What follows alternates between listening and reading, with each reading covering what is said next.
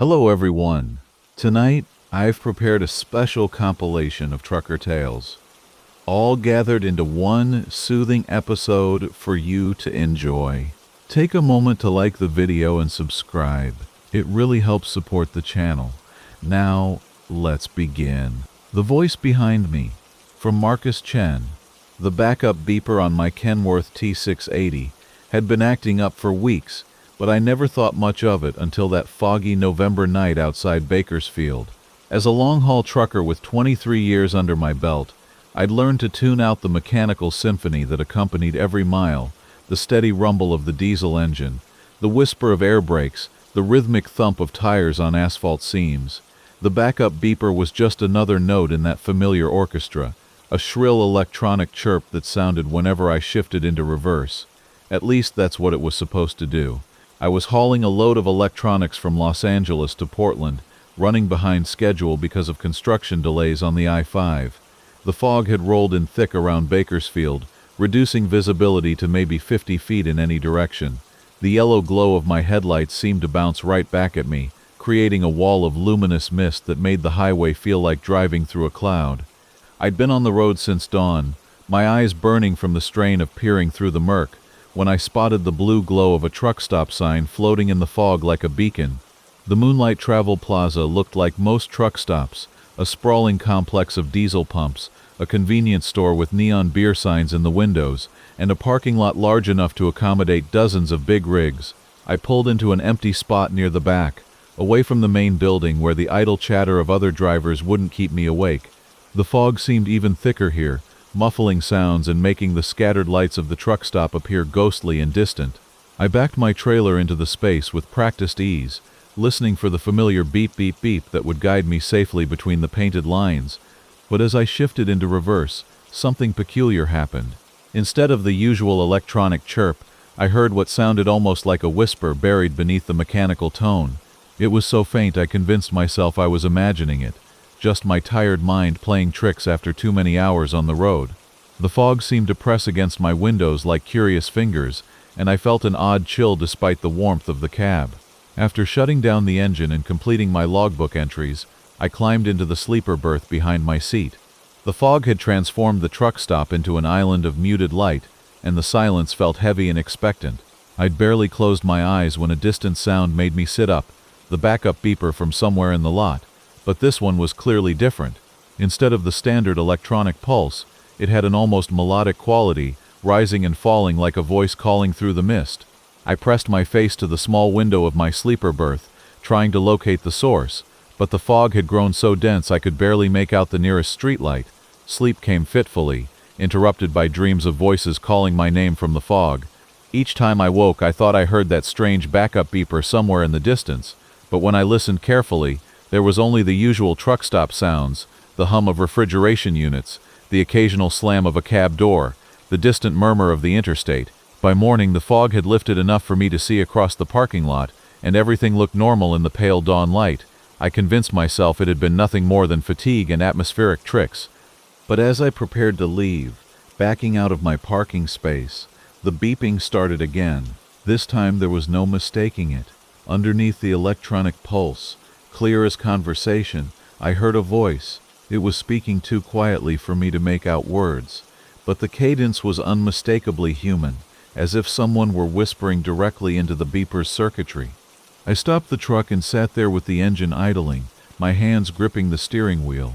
The beeping continued, and now I could swear the voice was getting clearer, though I still couldn't understand what it was saying. Over the next several days, as I continued north through California's Central Valley, the voice in the beeper grew stronger. It only happened when I backed up, but each time it was a little more distinct. By the time I reached Sacramento, I could make out individual words floating through the electronic pulse, like messages in a bottle washing up on shore. Help was the first word I clearly understood, followed by trapped and cold. The voice had a desperate quality that made my skin crawl, as if someone were calling from a great distance or through water. I started avoiding situations that required backing up, pulling through parking spaces when possible, and choosing truck stops with angled spaces. But sometimes it was unavoidable, and each time I shifted into reverse, that voice would emerge from the beeper like a radio signal from another dimension. The fog seemed to follow me north, unusual for the season, creating pockets of thick mist that clung to the highway and made other drivers nervous. Radio chatter spoke of unusual weather patterns and visibility concerns, but I began to suspect the fog was somehow connected to the voice. North of Reading, I stopped at a small truck stop tucked between pine-covered hills.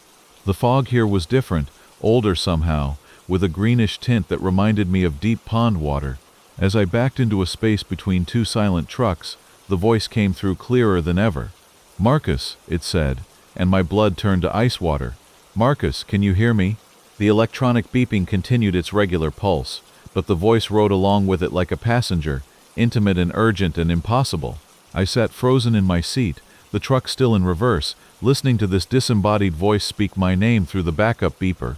The fog pressed against my windows, and in its shifting patterns, I began to see shapes, faces perhaps, or hands reaching through the mist.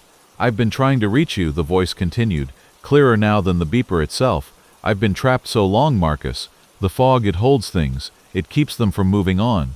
Against every instinct screaming at me to flee, I found myself responding to empty air. "Who are you?" I whispered, feeling foolish but unable to stop myself.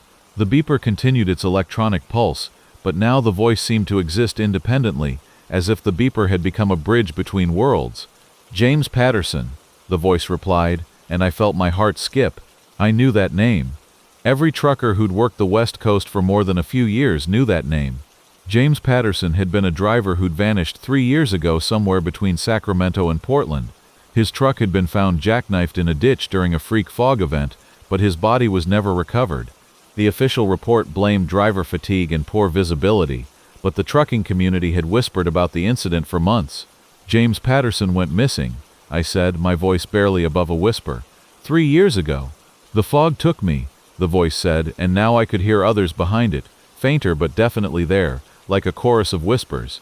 "It takes drivers sometimes, Marcus, especially when we're tired, when we're not paying attention, but it doesn't let us go. We're still here, still driving these roads, but not in the world you know." The fog around my truck began to swirl in patterns that defied the gentle evening breeze. Through my mirrors I could see other vehicles in the parking lot, but they looked wrong somehow, too indistinct, as if they were photographs slowly dissolving in water. The beeper had stopped its electronic pulse, but the voices continued, growing stronger and more numerous. I heard names I recognized, drivers who'd vanished over the years during unusual weather events, all speaking at once like radio stations bleeding into each other. "You have to be careful, Marcus." James's voice cut through the others. "Don't drive tired in the fog. Don't trust your instruments when the mist gets thick. And whatever you do, don't follow the lights that move against the wind. That's how it gets you." As he spoke, I noticed movement in my peripheral vision. Through the fog, I could see lights that pulsed and danced, moving in ways that headlights shouldn't move. They seemed to be approaching my truck, growing brighter as they drew near. The voices in the beeper became more urgent, overlapping and echoing as if coming from a great distance. "Go now," James said, "while you still can. The fog is getting thicker, and those lights, they're not from our world, Marcus. Drive fast, don't look back, and don't stop until you're in clear air." I didn't need to be told twice. I shifted into drive and hit the accelerator, my truck lurching forward through the fog-shrouded parking lot. Behind me, the backup beeper gave one final electronic chirp, but now it sounded different, lonely and distant, like an echo of an echo. The fog seemed to reach for my truck as I drove, tendrils of mist following me like ghostly fingers, but gradually it began to thin. The last transmission, from Jake Morrison's, the CB radio crackled to life at 2:17 in the morning, cutting through the steady thrum of my Peterbilt's engine as I rolled down Interstate 80 through the Nebraska flatlands. Static filled the cab for a moment before a voice emerged, calm and clear despite the late hour. "Breaker 19, this is Midnight Runner, eastbound mile marker 214. Anyone out there keeping me company tonight?" The voice belonged to a woman, probably middle-aged, with that particular cadence that comes from years on the road. I reached for my handset, grateful for the human contact. The prairie stretched endlessly on both sides of the highway, an ocean of darkness broken only by the occasional farmhouse light, flickering like a distant star. "Ray Stein, with the Krasenoark, The Tuftmentry Show. Gentry schaffen racedown, med een tijd van Ball. Dat tegelijk tot Pulso was het Kumbly, gen een Norst Moortschau fijn. But doorstelijk ten era endel territoric fijn, der torset u den dedri, dit en de verbuursal, bor univaldi potistumble. The response came immediately, warm and friendly. Well, hello there, Chrome Horse. Been hauling for 32 years, and these empty stretches still get to me sometimes. What's your 20 going to be tonight? We fell into the easy rhythm that truck drivers know well, sharing stories about loads and routes, complaining about dispatchers and truck stop coffee. Her name was Linda Patterson, she told me, hauling produce from California to Chicago. She drove a blue Kenworth that had belonged to her late husband, keeping his memory alive 1 mile at a time. There was something comforting about her voice, maternal almost, and I found myself looking forward to each transmission as we maintained our parallel journey through the darkness. The Nebraska landscape rolled by in monotonous waves, illuminated only by my headlights carving through the night. Occasional signs marked the small towns sleeping just off the highway, their names appearing briefly in my lights before vanishing back into the void. The radio chatter between Linda and me continued, punctuated by the steady rhythm of tires on asphalt and the distant hum of the engine that had become the soundtrack to my life on the road. Around 3:30, Linda's voice took on a different quality, more subdued, almost contemplative. Chrome Horse, you ever think about the folks who came before us on these highways? All the drivers who wore down this same stretch of asphalt, hauling their loads and chasing their deadlines. I adjusted my grip on the steering wheel, considering her words. Can't say I think about it much, Midnight Runner, mostly just focused on getting where I'm going in one piece. Her laugh came through the speaker, but it carried an odd weight to it. 32 years I've been out here, and lately I find myself thinking about it more and more. All those voices that used to fill these channels, drivers I knew by their handles better than their real names. Most of them are off the road now, retired or moved on to whatever comes next. The melancholy in her tone was unmistakable, and I felt a pang of sympathy for this woman I'd never met, carrying on conversations with ghosts from her past. The miles continued to disappear beneath my wheels, and Linda's stories grew more personal, more intimate. She told me about her husband Earl, how they'd run team for 15 years before his heart gave out at a truck stop in Arkansas. She described the way he used to hum old country songs while driving, how he'd always let her have the last piece of pie at the diner counters they frequented. Her voice painted pictures of a life lived entirely on the highways, a love story told in CB transmissions, and shared sunrises from the cab of their truck. You know what I miss most, Chrome Horse? She asked, as we passed through a small town where a single streetlight cast eerie shadows across empty streets. I miss the way he used to talk to me over the radio when we were running separate loads. Even when we were hundreds of miles apart, hearing his voice made it feel like he was right there beside me. The longing in her words was palpable, and I found myself gripping the microphone tighter as I responded. Sounds like you two had something special, and not many people find that kind of connection. The conversation continued as the night wore on, Linda sharing memories with an openness that surprised me. She talked about their favorite routes, the small diners they'd discovered over the years, the way certain stretches of highway looked different in each season. There was a quality to her stories that made them feel immediate and vivid, as though I could see the places she described through her eyes. The Nebraska darkness seemed less oppressive with her voice filling the cab, her memories creating a warmth that pushed back against the isolation of the long haul. Chrome Horse, I need to tell you something, and I need you to listen carefully. Her voice had changed, becoming more intense, more focused. I've been driving these highways for 32 years, and there are things out here that most people never see. Things that happen in the spaces between the towns and the truck stops. The static seemed heavier now, crackling with an energy that hadn't been there before. Sometimes when you spend enough time on these roads, the line between what's real and what's memory starts to blur. Sometimes the voices on the radio aren't coming from where you think they are. Her words hung in the air like a warning, and I found myself checking my mirrors more frequently, scanning the darkness for her blue Kenworth that I'd never actually seen despite following the same route all night. Linda, what are you trying to tell me? The question came out more sharply than I'd intended, but something in her tone had triggered an alarm in the back of my mind. 32 years ago tonight, Chrome Horse, Earl and I were running the same stretch of I-80.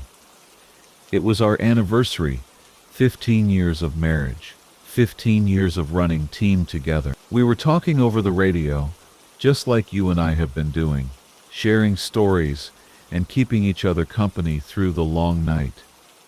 Her voice began to fade slightly, as though she were driving away from a repeater tower, but her words remained clear and distinct. We never made it to Chicago that night, Chrome Horse. Somewhere around mile marker 214, where we first started talking, Earl's heart stopped and our truck went off the road. They found us 3 days later in a cornfield, burned beyond recognition. The investigators said the CB was still transmitting when they arrived, even though the truck had been destroyed. The highway suddenly felt different around me, the darkness more complete, the silence between her words more profound. I realized I'd been holding my breath and forced myself to exhale slowly. Linda, that doesn't make sense. We've been talking all night. I can hear you right now.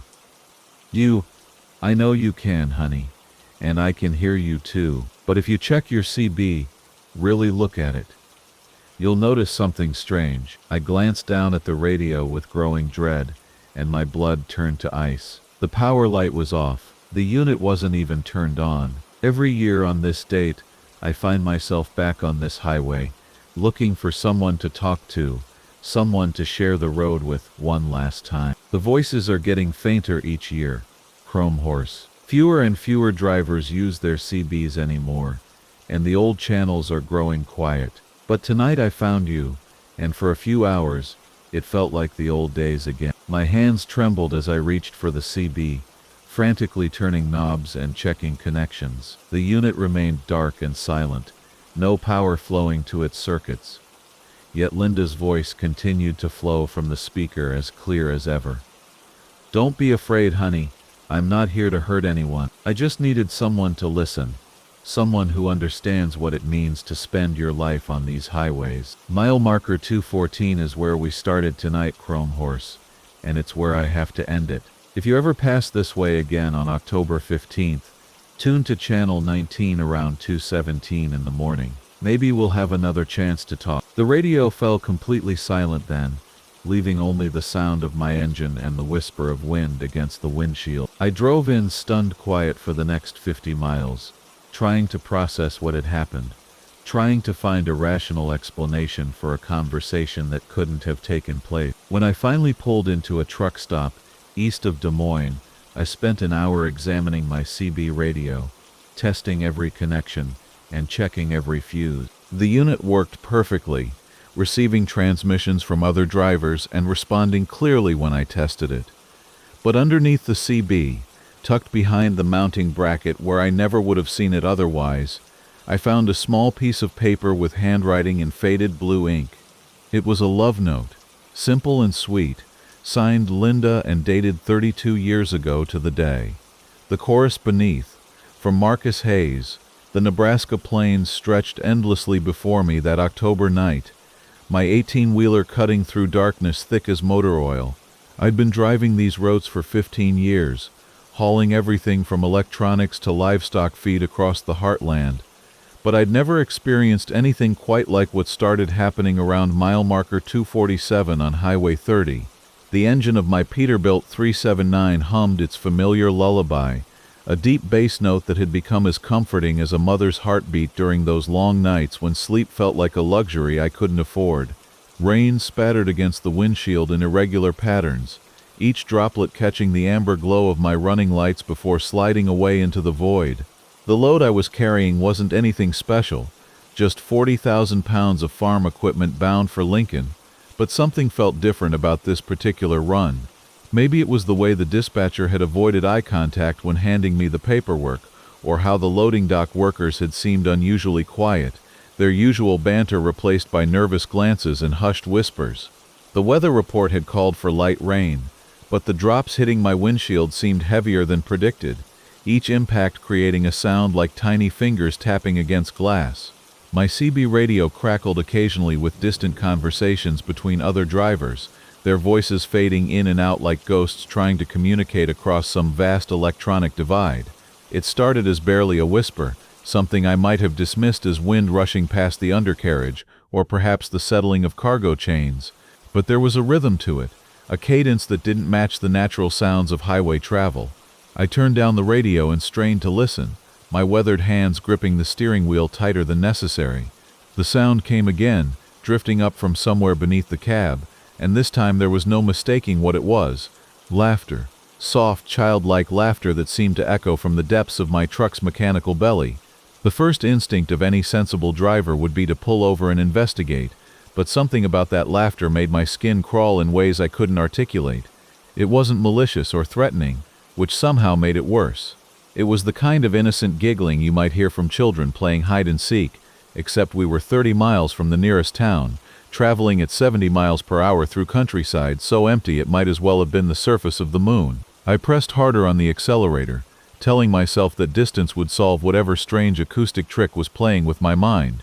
The laughter continued, growing neither louder nor softer, maintaining that same ethereal quality that made me question whether I was actually hearing it or imagining the whole thing. Miles rolled past, marked by the steady rhythm of yellow lines disappearing beneath my hood, but the sound persisted with mechanical consistency. I tried adjusting my position in the driver's seat, thinking perhaps it was some kind of sympathetic vibration caused by the way I was sitting, but the laughter remained unchanged. It was as if something had taken up residence in the space between my truck's frame and the asphalt below, riding along as an unwanted passenger on this journey through the darkness. Around midnight I pulled into a truck stop outside Grand Island, hoping that stopping the engine would end whatever auditory hallucination had been plaguing me. The parking lot was mostly empty, except for a few other rigs scattered across the illuminated asphalt,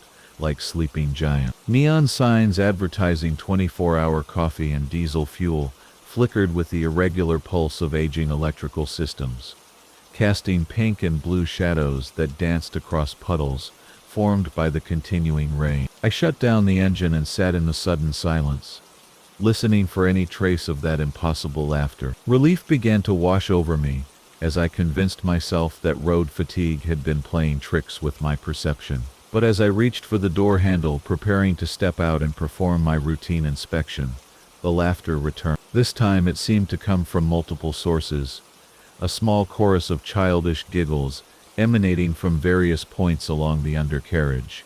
The sound was clearer now in the absence of engine noise, more distinct and undeniably real. I grabbed my flashlight from the glove compartment and climbed down from the cab, my boots splashing in shallow puddles that reflected the truck stop's neon glow. The rain had intensified, creating a steady drumbeat against the metal roof of my trailer, but even that natural percussion couldn't mask the sound rising from beneath my truck. I knelt beside the driver's side, pointing my flashlight beam into the maze of axles, drive shafts, and exhaust pipes that formed the mechanical foundation of my livelihood. The light revealed nothing unusual, just the familiar landscape of grease-stained metal and road grime that I'd seen thousands of times before. But the laughter was definitely coming from down there, seeming to move from one location to another, as if its source was somehow mobile. I crawled partially under the truck, playing my flashlight beam across every surface I could reach,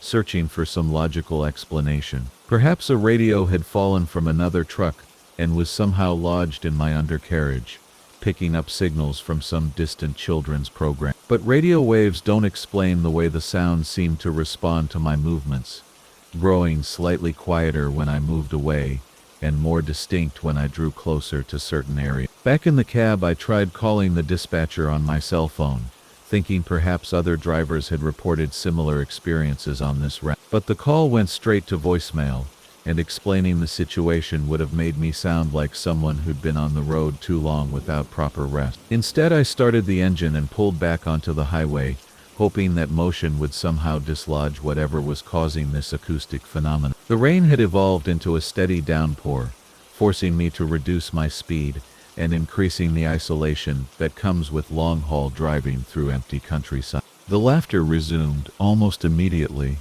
now accompanied by what sounded like whispered conversations too faint to understand.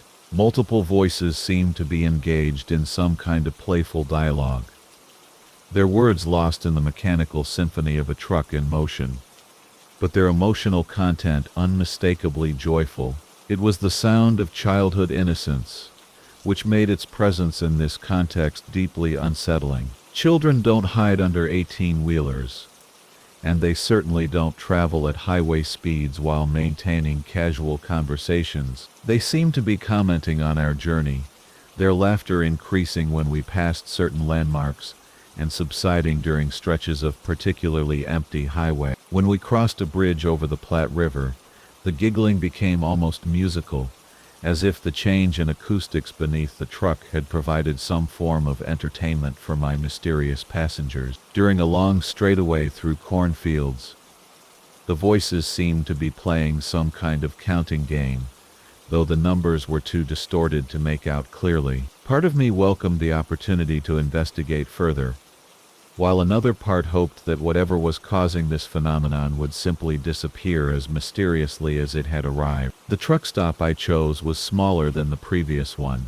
with only a few other vehicles scattered across the lot and a lonely attendant visible through the windows of the main building. I pulled up to the diesel pumps and shut down the engine, once again plunging myself into relative silence. This time the laughter didn't stop with the engine.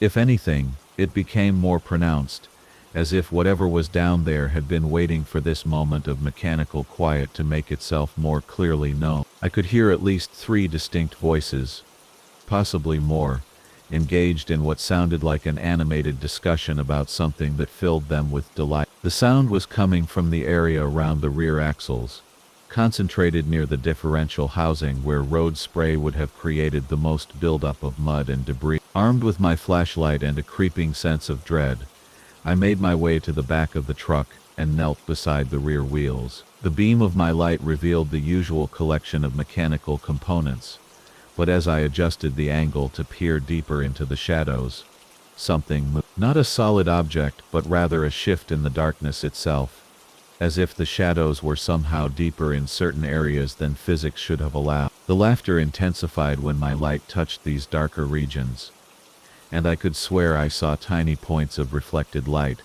like eyes caught in a flashlight beam. I scrambled backward, nearly dropping my flashlight in the process, and practically ran to the fuel pump to complete my transaction. The attendant inside looked at me strangely when I paid, perhaps noting the combination of confusion and fear that must have been written across my face. Back in the cab, I tried to rationalize what I'd experienced, but rational explanations felt increasingly inadequate. The voices had returned to their constant murmur, occasionally punctuated by bursts of laughter that seemed to respond to my emotional state. The final stretch to Lincoln became a test of nerve as much as driving skill. Every mile brought fresh manifestations of whatever was traveling with me. Silent rain inside the cab. D. From Marcus. D. The thing about driving long haul is that you get used to sounds becoming your companions on those endless stretches of asphalt. The steady rumble of my Peterbilt's engine, the whisper of air through the cab vents, the rhythmic thump of tires finding every expansion joint in the concrete. After 15 years behind the wheel, these sounds form a kind of mechanical lullaby that keeps me centered during those long nights when the world shrinks down to just my headlights and the yellow lines ahead. But that October night somewhere between Flagstaff and Albuquerque, I heard something that didn't belong in my catalog of familiar noises. It started as the faintest patter, so subtle I almost dismissed it as my imagination. Tap, tap, tap, soft and irregular, like fingers drumming against glass. I glanced at my windshield, expecting to see the first drops of a desert storm beginning to kiss the surface, but the glass remained perfectly dry under the pale glow of my dashboard lights. The night was clear, almost crystalline in that way desert nights can be when the air is thin and every star seems close enough to pluck from the sky. No clouds anywhere, just that vast expanse of darkness punctuated by the distant red gleam of a radio tower, and the occasional cluster of lights marking some small town tucked away in the hills. My weather radio had been silent for hours.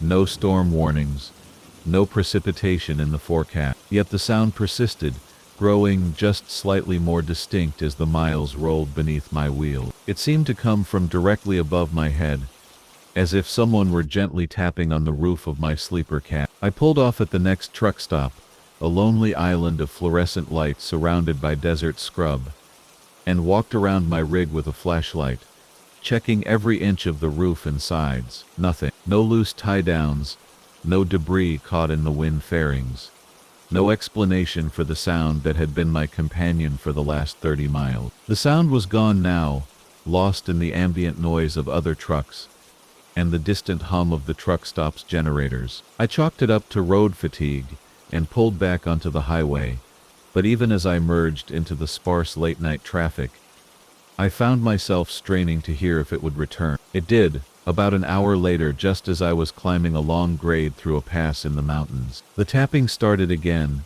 soft and persistent, and this time it brought friends. What began as a simple pattering soon multiplied into dozens of tiny impacts, as if a light rain were falling directly onto my cab roof, while leaving the rest of the world untouched. I could hear each individual drop, if that's what they were, striking the metal above my head with crystalline clarity. Rain has a way of filling the air around you, creating an envelope of white noise that makes the world feel smaller and more intimate. But this sound existed only in the narrow space above my seat, a pocket of phantom precipitation that followed my truck like a personal cloud. I tried adjusting my CB radio, wondering if somehow I was picking up interference that my brain was interpreting as rain sounds. But the channels were clear except for the occasional trucker checking his back door, or asking about smoky reports ahead. Mile after mile, the silent rain continued its gentle percussion against my cab roof. I say silent because that's exactly what it was. I could hear the impacts clearly, but there was no accompanying sound of water running off the edges of the roof, no splash against the windshield, no rivulets forming on my side windows, just those countless tiny taps, like the footsteps of invisible children dancing on the metal above my head. Somewhere around midnight, I noticed that the rhythm was beginning to change. What had started as random pattering was slowly organizing itself into something more structured, more intentional. Groups of taps would cluster together, pause, then repeat in similar patterns. It reminded me of Morse code, though I'd never learned to read it properly. The thought sent a chill through me that had nothing to do with the desert air conditioning, and I found myself counting the intervals between the tap clusters, trying to discern if there was indeed a message being spelled out above my head. The highway stretched ahead, empty except for the occasional pair of taillights disappearing over distant hills. My fuel gauge showed 3/4 full, but I began looking for another place to stop, suddenly desperate to get out of the cab and break whatever strange spell had settled over my truck. The next exit was still 40 miles ahead, according to my GPS, 40 miles of winding mountain road with nothing but darkness pressing against my windows, and that persistent, impossible rain drumming its coded message into the night air. As I descended the far side of the pass, the tapping grew more insistent, more urgent. The patterns were definitely intentional now, clusters of sharp impacts separated by precise intervals of silence. I found myself leaning forward in my seat, unconsciously trying to get closer to the windshield, as if distance from the roof might somehow diminish the sound. But it followed me, staying centered directly above my head no matter how I shifted position. That's when I noticed something that made my hands tighten on the steering wheel. The fuel gauge, which had shown 3/4 full just minutes before, was now reading just under half. I watched it as I drove, and I swear I could see the needle moving, dropping steadily toward empty at a rate that defied all logic. My engine temperature was normal, no warning lights on the dash, no sign of mechanical trouble that might explain the sudden fuel loss. The tapping above my head grew frantic, as if sensing my growing panic. The coded patterns dissolved back into chaotic percussion, hundreds of impacts per minute, creating a sound like hail on a tin roof. But still no actual rain, still no moisture anywhere on my truck, except for the phantom storm that existed only in the acoustic space above my driver's seat. I pushed my CB radio's power button and called out on channel 19, hoping to raise another driver who might be traveling the same stretch of highway. Eastbound truck climbing out of the pass. Anybody got ears on? Static answered me, then a voice, distant and crackling. Yeah, driver, I got you. What's your 20? Mile marker 207, maybe 208.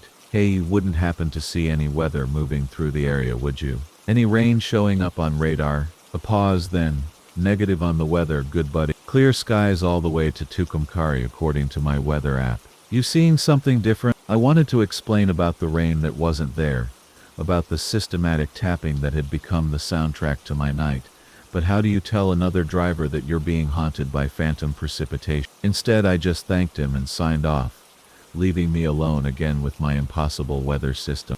The fuel gauge continued its steady descent toward empty, and the tapping above my head took on a new quality, not just urgent now, but somehow hungry. Each impact seemed to resonate through the cab's frame, and I began to feel them as well as hear them. Tiny vibrations transmitted through the seat into my spine. The sound was draining something from my truck, siphoning off not just fuel but something more essential, something that kept the engine running and the lights burning bright against the desert darkness. I saw the exit sign for Moriarty glowing in my headlights like a beacon of salvation. 24-hour truck services, fuel, food, a place to escape whatever had turned my familiar cab into a percussion chamber for an invisible storm. I downshifted and took the off-ramp faster than I should have, my trailer swaying slightly as I navigated the curve, but I didn't care about proper driving technique anymore. I just needed to get stopped, get out of the cab, break whatever connection had formed between my truck and this phantom rain. The truck stop was nearly empty at that hour, just a few other rigs scattered across the vast asphalt lot like sleeping giants. I pulled into the farthest row of parking spaces and shut down the engine, suddenly afraid that the fuel gauge might hit empty before I could get stopped. The moment the diesel died, the tapping stopped too, leaving me in complete silence, so profound it made my ears ring. I sat there for several minutes, hands still gripping the steering wheel, listening to the tick of cooling metal and the distant hum of the truck stop's lights. Slowly, I became aware of another sound, actual rain, real precipitation beginning to spatter against my windshield. I looked up through the windshield at the sky and saw clouds moving in from the west, dark shapes blotting out the stars. But as I sat there watching the real rain begin to fall, I realized that my fuel gauge still read nearly empty, despite having been 3/4 full when the phantom rain began. And when I looked at my logbook to record my stop, I found something that chilled me. From Marcus Chen. The first time I heard it, I thought it was just the wind playing tricks through the undercarriage of my Peterbilt. Been hauling freight across the Continental Divide for 23 years, and you learn to recognize every sound your rig makes, every vibration that travels up through the floorboards into your boots, every mechanical whisper that might mean the difference between making your delivery and calling for a tow truck in the middle of nowhere. But this sound was different, threading itself between the familiar drone of diesel and the steady thrum of tires on asphalt like a voice trying to break through static. It started on a Tuesday night somewhere between Flagstaff and Albuquerque, that long stretch of Interstate 40, where the desert opens up like a black ocean under a canopy of stars, so thick they look like spilled salt. I was running about 4 hours behind schedule, thanks to a weigh station that had decided to inspect every rivet on my trailer, and the dispatcher's voice kept crackling through the CB with updates about delivery windows and penalty clauses. The coffee in my thermos had gone cold hours ago, but I kept sipping it anyway, more for the ritual than the caffeine, watching the yellow lines disappear under my hood like a hypnotic pulp. The sound came during one of those quiet moments when the engine settles into its rhythm and your mind starts to drift, a high, thin note that seemed to rise from somewhere beneath the cab. At first I figured it was just metal expanding in the cooling night air, or maybe a brake pad that needed adjusting, but when I eased off the throttle to listen more carefully, the sound didn't change pitch the way mechanical noise should. Instead it held steady, almost musical, like someone drawing a bow across violin strings, except the melody was all wrong, full of intervals that made my teeth ache and my shoulders bunch up around my ear. I pulled into a truck stop outside of Grants, New Mexico, one of those 24-hour operations, with two bright fluorescent lights that buzz like angry wasps, and vending machines that hummed their electronic lullabies to an audience of empty parking spaces. The fuel island attendant was a kid who couldn't have been more than 19, all elbows and acne, and when I asked if he'd ever heard trucks make singing sounds, he just shrugged and said sometimes the wind gets caught in funny places. I did a walk-around inspection anyway, checking the airlines and the fifth-wheel coupling, running my hands along the axle housings, and listening for anything out of the ordinary. But everything looked solid and normal in the harsh sodium light. Back on the road, the sound returned within 10 minutes, drifting up through the floorboards like smoke.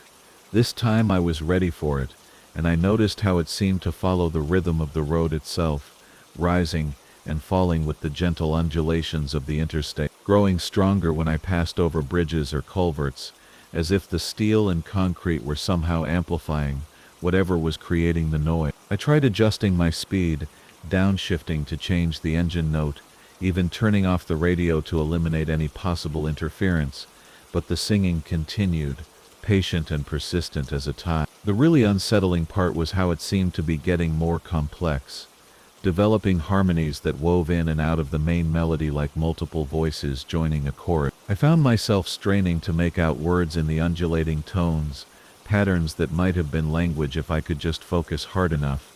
But every time I thought I was on the verge of understanding, the sounds would shift and dissolve back into meaningless music. My hands were starting to cramp from gripping the steering wheel too tightly, and I realized I'd been unconsciously leaning forward, hunching over the wheel like an old man trying to hear a distant conversation. The CB radio, which had been chattering intermittently with trucker conversations and dispatcher updates, gradually went quiet, picking up nothing but empty static on all 40 channels. The AM radio followed suit, losing station after station until even the powerful clear channel broadcasters from Mexico and Canada faded into white noise. It was as if I was moving through some kind of dead zone, a bubble of electronic silence, with me and my singing truck at the center, rolling eastward through the New Mexico night like a ghost ship on an ocean of asphalt. The temperature gauge started acting strange around the same time, not overheating exactly, but fluctuating in slow, rhythmic pulses that seemed to match the cadence of whatever was making the noise. The needle would climb toward the red zone, hover there for a few seconds, then drift back down to normal, over and over in a pattern that defied any mechanical explanation I could think of. I kept expecting to see steam rising from under the hood, kept waiting for that metallic taste in the air that means your engine is about to seize. But the Peterbilt kept running smooth and strong, eating up miles with the steady determination of a machine that knows its business. It was just after midnight when I crested a long hill and saw the other truck in my mirrors, maybe a quarter-mile back, running without lights on the dark interstate. At first I thought it might be another driver with electrical problems, maybe following my taillights to stay on the road, but something about the way it moved didn't look right. The silhouette was wrong somehow, too angular, with proportions that seemed to shift and change when I wasn't looking directly at it. And it was gaining on me, closing the distance with impossible smoothness, no sign of gear changes or speed fluctuations. Just that steady, relentless approach like a shadow cast by a moving cloud. I pressed harder on the accelerator, pushing the Peterbilt up to speeds that made the trailer sway behind me like a nervous animal.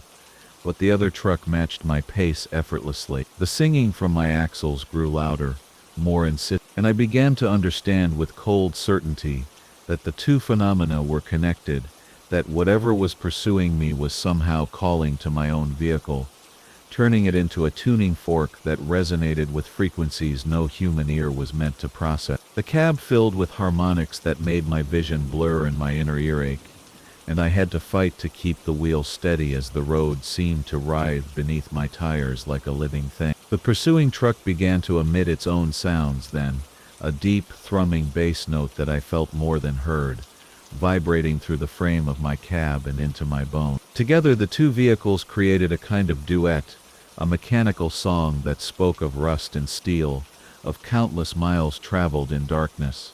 of loads delivered to destinations that existed only on bills of lading signed with names that hurt to pronounce. I caught glimpses of the other driver in my side mirror, a figure hunched over a wheel that seemed too large for human hands, and I knew with dreamlike logic that I was looking at something that had once been like me. Another long-haul driver who had listened too long to the music of the road and forgot how to stop. The singing reached a crescendo as I downshifted and hit the air brakes, the sound becoming almost unbearable, a metallic shriek that seemed to tear at the fabric of the night itself. I pulled into the parking area doing 40 way too fast for safety, and jackknifed to a stop between two sleeping trucks, their drivers undoubtedly shocked awake by the squeal of my tires and the hiss of my air system. When I looked in the mirrors, the road behind me was empty, just dark asphalt stretching back toward New Mexico, under a sky full of indifferent stars. The singing stopped as abruptly as if someone had thrown a switch, leaving only the familiar tick of cooling metal and the distant hum of the truck stop's refrigeration units. I sat in my cab for a long time, hands shaking too badly to reach for my logbook, listening to the comfortable sounds of civilization and trying to convince myself that everything was normal again. But even now, 6 months later and 3,000 miles away, I sometimes catch echoes of that song when I'm running late at night through empty country. It's fainter now, just a whisper in the wind that flows under my trailer, but I know it's still there, patient as geology, waiting for the right conditions to bloom again into full voice. And sometimes, just sometimes, when I check my mirrors on dark highways, I think I see another truck running without lights, keeping pace in the distance, matching my speed with mechanical precision. I tell myself it's just another driver with electrical problems, just coincidence and imagination and too much coffee, but I know better. The road has its own music, and once you've learned to hear it, really hear it, it never quite lets you go. The steel still sings, and somewhere in that song, it's calling my name. The Devil's Gradient.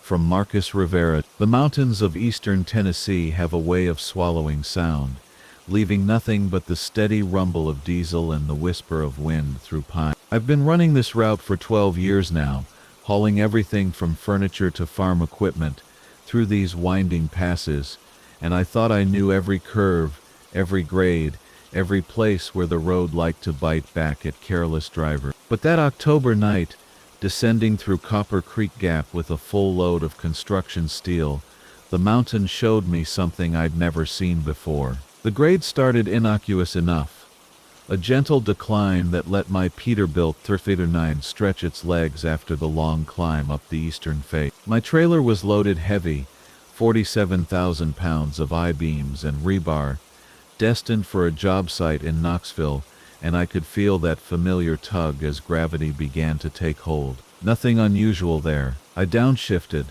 let the Jake brake catch, and settled in for the long descent. The dashboard lights cast their familiar green glow across the cab, and I had my thermos of coffee within easy reach. Just another night. Just another mount. I pressed the brake pedal for a routine speed check, and instead of the familiar firm resistance, I felt something softer, more yielding. Not spongy exactly, but different enough to make me frown and test them again. The second application felt normal, so I chalked it up to road fatigue and kept rolling. You don't survive 12 years of long-haul trucking by panicking over every small irregularity.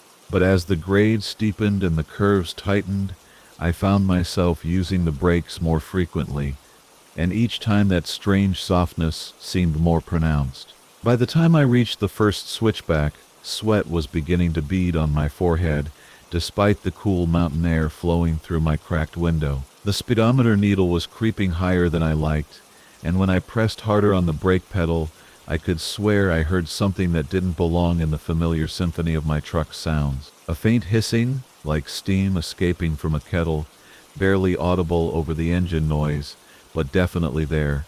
The curve signs started flashing past more quickly than they should have. Recommended speed 25 miles per hour. I was doing 38, then 42. The Jake brake was working overtime, its distinctive chattering filling the cab, but it wasn't enough to hold back 47,000 pounds of steel on a 7% grade. I needed my service brakes, needed them badly, but every time I pressed the pedal that hissing sound grew louder, and the resistance grew softer, as if something vital was slowly bleeding away into the night. Sweet and chemical, with an undertone that reminded me of overheated metal, brake fluid. But this wasn't the smell of fluid leaking onto hot rotors. This was something else entirely, something that made the hair on the back of my neck stand up. It smelled like brake fluid boiling, which was impossible. My truck's braking system was designed to handle far more stress than this grade should provide, and I'd had the entire rig serviced just 2 weeks ago. I reached for my CB radio, intending to call ahead and warn any eastbound traffic that I might be coming down hot. But as my fingers touched the microphone, the smell intensified dramatically. Now it wasn't just the sweet chemical odor of brake fluid. There was something organic mixed in, something that reminded me of burnt hair and sulfur. The combination was so nauseating that I had to fight back a gag reflex, and when I looked down at the brake pedal, I could see wisps of vapor rising from somewhere beneath the dashboard. The next curve came up faster than I expected, and when I applied the brakes, the pedal went nearly to the floor before catching. The hissing sound was no longer subtle. It filled the cab like the sound of a dozen angry snakes, and the vapor rising from under the dash was no longer wisps, but thick, roiling clouds that seemed to glow with their own internal light. My truck's interior temperature gauge showed normal, but the air in the cab felt superheated, thick and oppressive despite the cool mountain night outside. The trailer began to slide, its rear end stepping out toward the guardrail and the 1,000-foot drop beyond. I counter-steered, felt the drive wheels grab, and managed to keep the rig on the pavement, but barely. The speedometer climbed to 55, then 6. At this rate, I had maybe 3 more curves before physics took over completely and turned my truck into a missile aimed at whatever lay at the bottom of this mountain. The boiling sound was everywhere now, not just from the brake lines but seeming to emanate from the very air around me. The vapor had taken on a distinctly yellowish tinge, and where it touched the metal surfaces of the dashboard, I could see small spots of corrosion appearing, spreading like some kind of metallic cancer. My coffee, forgotten in its thermos beside me, had begun to bubble and steam despite having been lukewarm just minutes before. I tried the emergency brake, the big yellow knob that should have locked up the drive wheels and brought me to a grinding halt regardless of what was happening with the service brakes. But when I pulled it, nothing happened except a change in pitch of that omnipresent hissing. The knob came out further than it ever had before, as if the cables had stretched or snapped, and when I looked at it in the dashboard lights, I could see that the metal itself was beginning to show the same corrosion that was appearing elsewhere in the cab. That's when I realized this wasn't mechanical failure. This was something else entirely, something that didn't follow the rules of physics or engineering that I'd depended on for 12 years of safe driving. The brake fluid wasn't just boiling due to overheating. It was being boiled by something that wanted me to lose control, something that fed on the terror of a driver facing his own mortality at 65 miles per hour on a mountain road, with nowhere to go but down. The next curve was a hairpin, 90 degrees of asphalt that switched back on itself with barely enough room for a car to navigate safely, let alone a fully loaded semi. I was doing almost 70 now, and the brake pedal might as well have been a block of foam for all the good it was doing me. The boiling sound had become a roar, and the yellow vapor was so thick that I could barely see my own hands on the steering wheel. But through it all I caught glimpses of something that made my blood freeze in my veins. It was forming patterns, symbols that looked almost like writing in some alphabet I didn't recognize, but that somehow conveyed meaning anyway. They spoke of hunger, of satisfaction derived from terror, of a presence that had been waiting in this mountain for someone exactly like me to come along. Someone with enough fear to feed it, enough desperation to sustain it, enough momentum to ensure that the feeding would be spectacular. I had perhaps 10 seconds before the hairpin curve, 10 seconds to accept that I was going to die or to find some solution that didn't exist in any manual I'd ever read. The engine temperature was climbing now, not just from the grade but from whatever force was superheating every fluid in my truck. The oil pressure gauge was fluctuating wildly, and I could see steam beginning to rise from under the hood. In moments my engine would seize, and I'd be nothing but a runaway trailer with no way to steer and no hope of survival. That's when I remembered the runaway truck ramp I'd passed on the way up, maybe half a mile ahead on the right. It was a steep incline filled with loose gravel, designed to catch trucks that had lost their brakes on this very grade. If I could hold the truck together for another 30 seconds, if the engine didn't seize and the steering didn't fail, I might have a chance.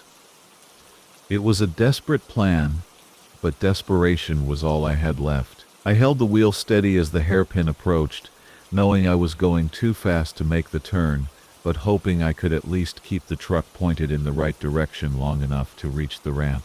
The trailer began its slide again, but this time I let it go, using the momentum to whip the entire rig around the curve in a barely controlled drift that left me facing down the next straight section at just over 70 miles per hour. The runaway ramp appeared in my headlights like salvation, a sandy slope angling up into the darkness. I cranked the wheel hard right, and felt the truck leave the pavement with a bone-jarring impact that threw me against my door and sent my thermos flying across the cab. The loose gravel caught my tires and began the slow work of dissipating 47,000 pounds of kinetic energy through friction and gravity. The boiling sound faded as I climbed the ramp. The circuit of memory. From Jake Morrison. The thing about long-haul trucking is that after 20 years behind the wheel, you start to think you know every mile of asphalt between here and anywhere. The interstate system becomes your second home, each exit ramp a familiar doorway, every truck stop a way station in your personal geography. But sometimes, just sometimes, the road decides to show you something you've never seen before, even when you're absolutely certain you've been there countless times. I was hauling a load of furniture bound for Louisville, running a few hours behind schedule because of construction delays outside of Cleveland. The rain had been steady since Toledo, that persistent autumn drizzle that makes the windshield wipers work overtime and turns the highway into a ribbon of reflected light. My Kenworth's diesel engine hummed its familiar lullaby, 18 wheels spinning through puddles that caught the glow of passing headlights like scattered diamonds. The radio crackled with the usual chatter from other drivers, complaints about traffic and weather, updates on good coffee and clean restrooms. I'd been listening with half an ear while my mind wandered to the usual places it goes during these long stretches, thinking about my ex-wife Sarah and our daughter Emma, wondering if I'd made the right choices that led me to spend more time with this truck than I ever did with my family. The meditation was broken when I noticed something odd about the mile markers. I'd passed mile marker 65 about 10 minutes ago, but according to my GPS, I should have been approaching marker 45 by now. Instead, the next green sign that emerged from the misty darkness read mile 73.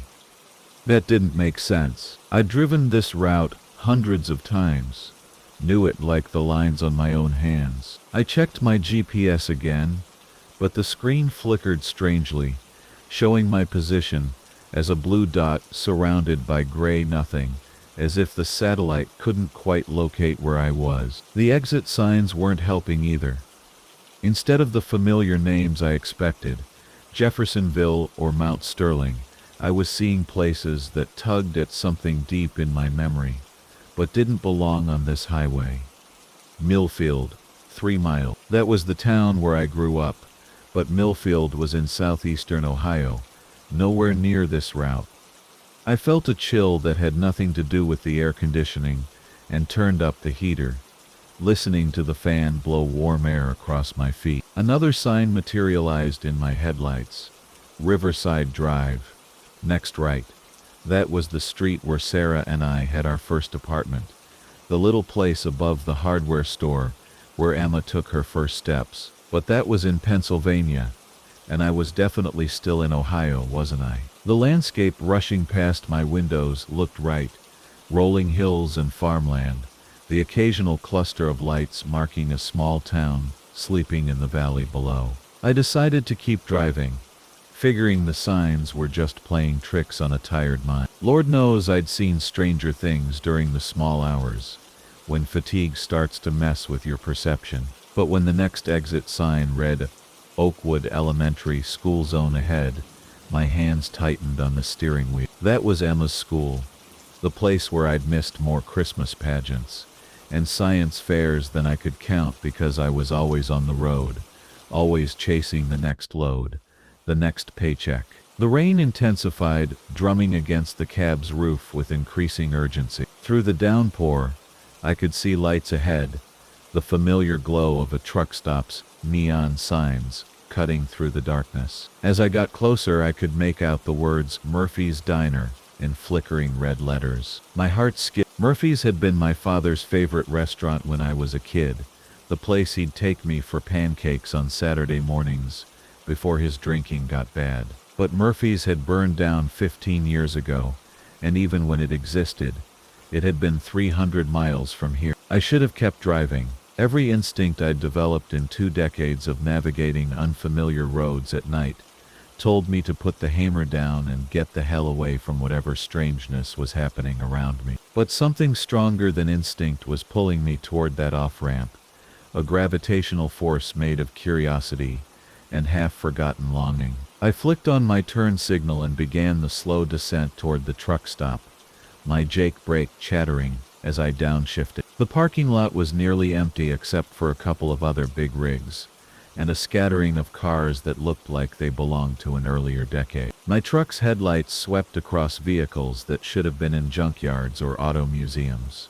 Pristine condition cars from the 70s and 80s. I found a parking spot and set the brakes, the air hissing as the system locked. The sudden silence after hours of engine noise felt profound and unsettling. Through the diner's windows I could see people moving around inside, waitresses in uniforms that looked like costumes from a different era, customers hunched over coffee cups at red vinyl booths. The scene looked normal enough, but something about it felt staged, like a movie set designed to evoke nostalgia for a time that might not have actually existed the way we remember it. The air smelled wrong, too clean somehow, missing the usual mixture of diesel fumes and industrial exhaust that hangs around truck stops. Instead, there was something almost sweet in the atmosphere, like the scent of my grandmother's kitchen on Sunday morning. The bell above the diner's door chimed as I entered, and several faces turned to look at me with expressions of mild curiosity. The interior was exactly as I remembered Murphy's from 30 years ago,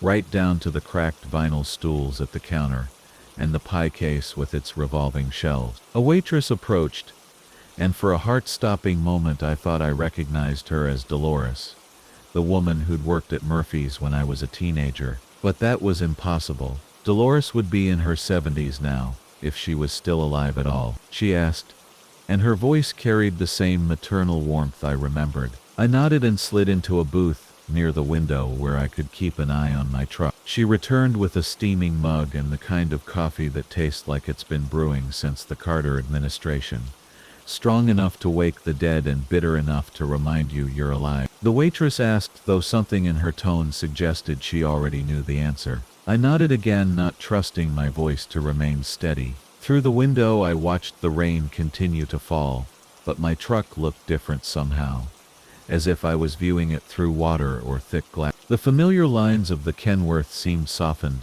less distinct. Other customers came and went while I sat there, each one triggering flashes of recognition that couldn't possibly be real. The man in the trucker's cap looked exactly like my driving instructor from 23 years ago. The young woman in the corner booth had Emma's eyes and Sarah's smile. An elderly man hunched over his newspaper bore an unsettling resemblance to my father, but my father had been dead for 8 years. I finished my coffee and left money on the table, more than the check required, but I didn't want to wait for change. The need to get back on the road, to escape whatever pocket of impossible geography I'd stumbled into, was becoming overwhelming. The rain had lessened to a light mist as I walked back to my truck, but the parking lot seemed larger now, stretching away from the diner into shadows that moved independently of any light source. I turned to see a figure approaching through the mist, and my breath caught in my throat. It was Emma, but not as she existed now at 15, rather as she'd been when she was 7 or 8. wearing the yellow raincoat she'd loved so much that we'd had to buy 3 identical ones to have backups when she inevitably lost them. "Daddy," she said, her voice carrying impossibly clearly through the humid air, "why did you always leave?"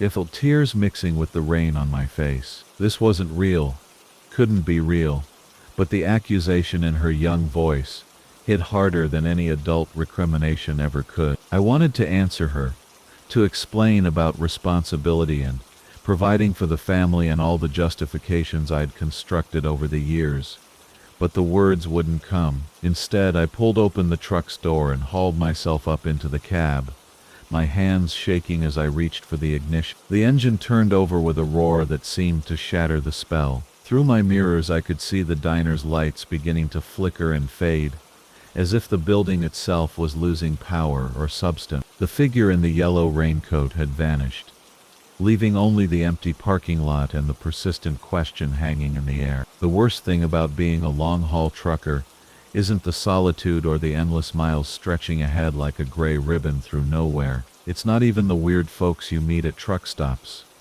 though some of them could curdle milk with just a look. No, the worst thing is when your own cab starts feeling wrong, when the space that's supposed to be your sanctuary on wheels begins to whisper secrets you never wanted to hear. That's what happened to me 3 months ago on a run from Memphis to Phoenix, and I'm still not sure if what I experienced was real or if the road finally got to me the way it gets to all of us eventually. I'd been driving the same rig for 6 years, a red Peterbilt 379 with chrome that gleamed like silver dollars and a sleeper cab that felt more like home than my actual apartment in Nashville. The interior was exactly how I liked it. Everything in its place, nothing fancy but comfortable enough for a man who spent more time in that driver's seat than anywhere else. The one thing I was particularly proud of was the large rectangular mirror mounted above the windshield, angled perfectly so I could keep an eye on the sleeper area behind me without having to turn around. It had been installed by the previous owner, a quiet man named Henderson who'd sold me the truck after 30 years of faithful service, claiming he was ready to settle down and watch his grandchildren grow up. The mirror had a solid oak frame, nothing store-bought or cheap, clearly handcrafted with care. Henderson had mentioned it was custom-made by his brother, who'd worked as a carpenter before an accident took 3 fingers from his right hand. The glass itself was thick and clear, giving a perfect view of the narrow aisle between the driver's area and the bunk in back. In 6 years I'd never had a problem with it, never even noticed a scratch or smudge that wouldn't wipe away with a little glass cleaner and elbow grease. That changed on a Tuesday night somewhere between Little Rock and Oklahoma City. I was making good time despite a steady drizzle that had been following me since Arkansas, the kind of persistent rain that turns the world gray and makes even familiar highways feel foreign. The radio was playing low, some late-night talk show host discussing conspiracy theories with callers who sounded like they were broadcasting from the bottom of wells. The engine hummed its familiar diesel lullaby, and the wipers maintained their rhythmic dance across the windshield, creating a hypnotic pattern that helped keep me alert during the long hours. I first noticed something was off when I adjusted my position in the driver's seat and caught a glimpse of the mirror above. There, running diagonally across the lower right corner, was a hairline crack that definitely hadn't been there when I'd started the run. I knew every inch of that cab, every scratch and scuff mark, every place where the padding had worn thin from years of use. The crack was new, and that bothered me more than it probably should have. Mirrors don't just crack on their own, especially thick ones like that, and the ride had been smooth all day with no harsh bumps or sudden jolts that might have caused damage. I pulled over at the next rest stop, a lonely place with flickering sodium lights that cast everything in sickly yellow pools surrounded by deep shadow. After checking my cargo and walking around the truck for a routine inspection, I climbed back into the cab and examined the mirror more closely. The crack was definitely there, thin as a spider's web but unmistakable, running from the bottom edge upward for about 3 inches. When I ran my finger along the glass, I could feel the slight depression where it had split, though the surface remained smooth enough that it didn't interfere with the reflection. What struck me as odd was how the crack seemed to distort the reflection slightly, creating a subtle doubling effect in that one corner. When I looked at the back of the cab through the mirror, everything appeared normal except for that small section where the crack ran. There the reflection seemed somehow deeper, as if I were looking through a window into a space that extended further than it should have, given the actual dimensions of the sleeper area behind me. I chalked it up to an optical illusion and got back on the road, but as the miles passed, I found myself glancing at the mirror more frequently than usual. The crack seemed to catch what little light filtered through the cab, creating a faint luminous line that was visible even when everything else was dark. More disturbing was how the area around the crack appeared to move independently of what was actually behind me. While the rest of the mirror faithfully reflected the sleeper area, that cracked corner showed shadows that shifted and swayed without any corresponding movement in the real space. By the time I reached the Oklahoma border, the whispering had started. At first I thought it was wind finding its way through a gap in the cab's weather stripping, or perhaps the radio picking up some distant signal too faint to make out clearly. The sound was barely perceptible, like voices having a conversation several rooms away, words that almost formed meaning before dissolving into soft susurrus that seemed to emanate from directly behind my head. Each time I turned around to look at the actual sleeper area, the whispering would fade to nothing, but when I faced forward and watched through the mirror, especially near that cracked corner, the voices would return. The crack itself was growing, though so slowly I might not have noticed if I hadn't been paying such close attention to it. By midnight, it had extended upward another inch, creating new branches and tributaries that spread across the glass like frost patterns on a winter window. With each expansion, the whispering grew slightly more distinct, though I still couldn't make out actual words. The voices sounded like they were speaking English, but from too far away, or through too much interference to be properly understood. What made it truly unnerving was how the whispers seemed to respond to my thoughts. When I tried to ignore them and focus on the road ahead, they would grow more insistent, rising in volume just enough to make dismissal impossible. When I concentrated on trying to understand what they were saying, they would become maddeningly clearer without ever quite reaching the point of comprehension, like remembering a dream that slips away the moment you try to grasp it. Around 2 a.m, as I was climbing a long grade through hills that stretched endlessly in all directions, the reflection in the cracked portion of the mirror began to show something that definitely wasn't part of my sleeper cab. Instead of the familiar narrow space with its built-in bunk and storage compartments, that corner of the mirror revealed what looked like a much larger area, dimly lit and filled with indistinct shapes that might have been furniture or equipment. The perspective was wrong too, as if I were looking down a corridor that stretched back much further than the 8 feet of space that actually existed behind me. The whispering intensified, and for the first time I caught fragments of actual words mixed in with the general murmur. Someone was saying something about waiting, about watching, about cracks that let things through from spaces that existed alongside our own, but remained normally invisible. The voice that spoke these words sounded familiar in a way that made my skin crawl, though I couldn't place where I might have heard it before. That's when I saw him in the mirror, standing in that impossible extended space that the crack revealed. He was an older man wearing work clothes, and even in the dim reflection, I could see that 3 fingers were missing from his right hand. Henderson's brother, the carpenter who'd made the mirror frame, stood in that otherworldly space behind me, watching with eyes that held depths no living gaze should possess. His lips were moving, and I realized his was the familiar voice I'd been hearing, speaking words that originated from whatever realm existed beyond the crack in his handiwork. The whispers became clear enough to understand as Henderson's brother raised his incomplete hand toward the mirror's surface. He was explaining how he'd crafted the frame, using wood from a tree that had grown in a cemetery, how he'd silvered the glass himself using techniques passed down through generations of his family, techniques that created more than just reflection. The mirror wasn't simply showing what existed behind me, he whispered.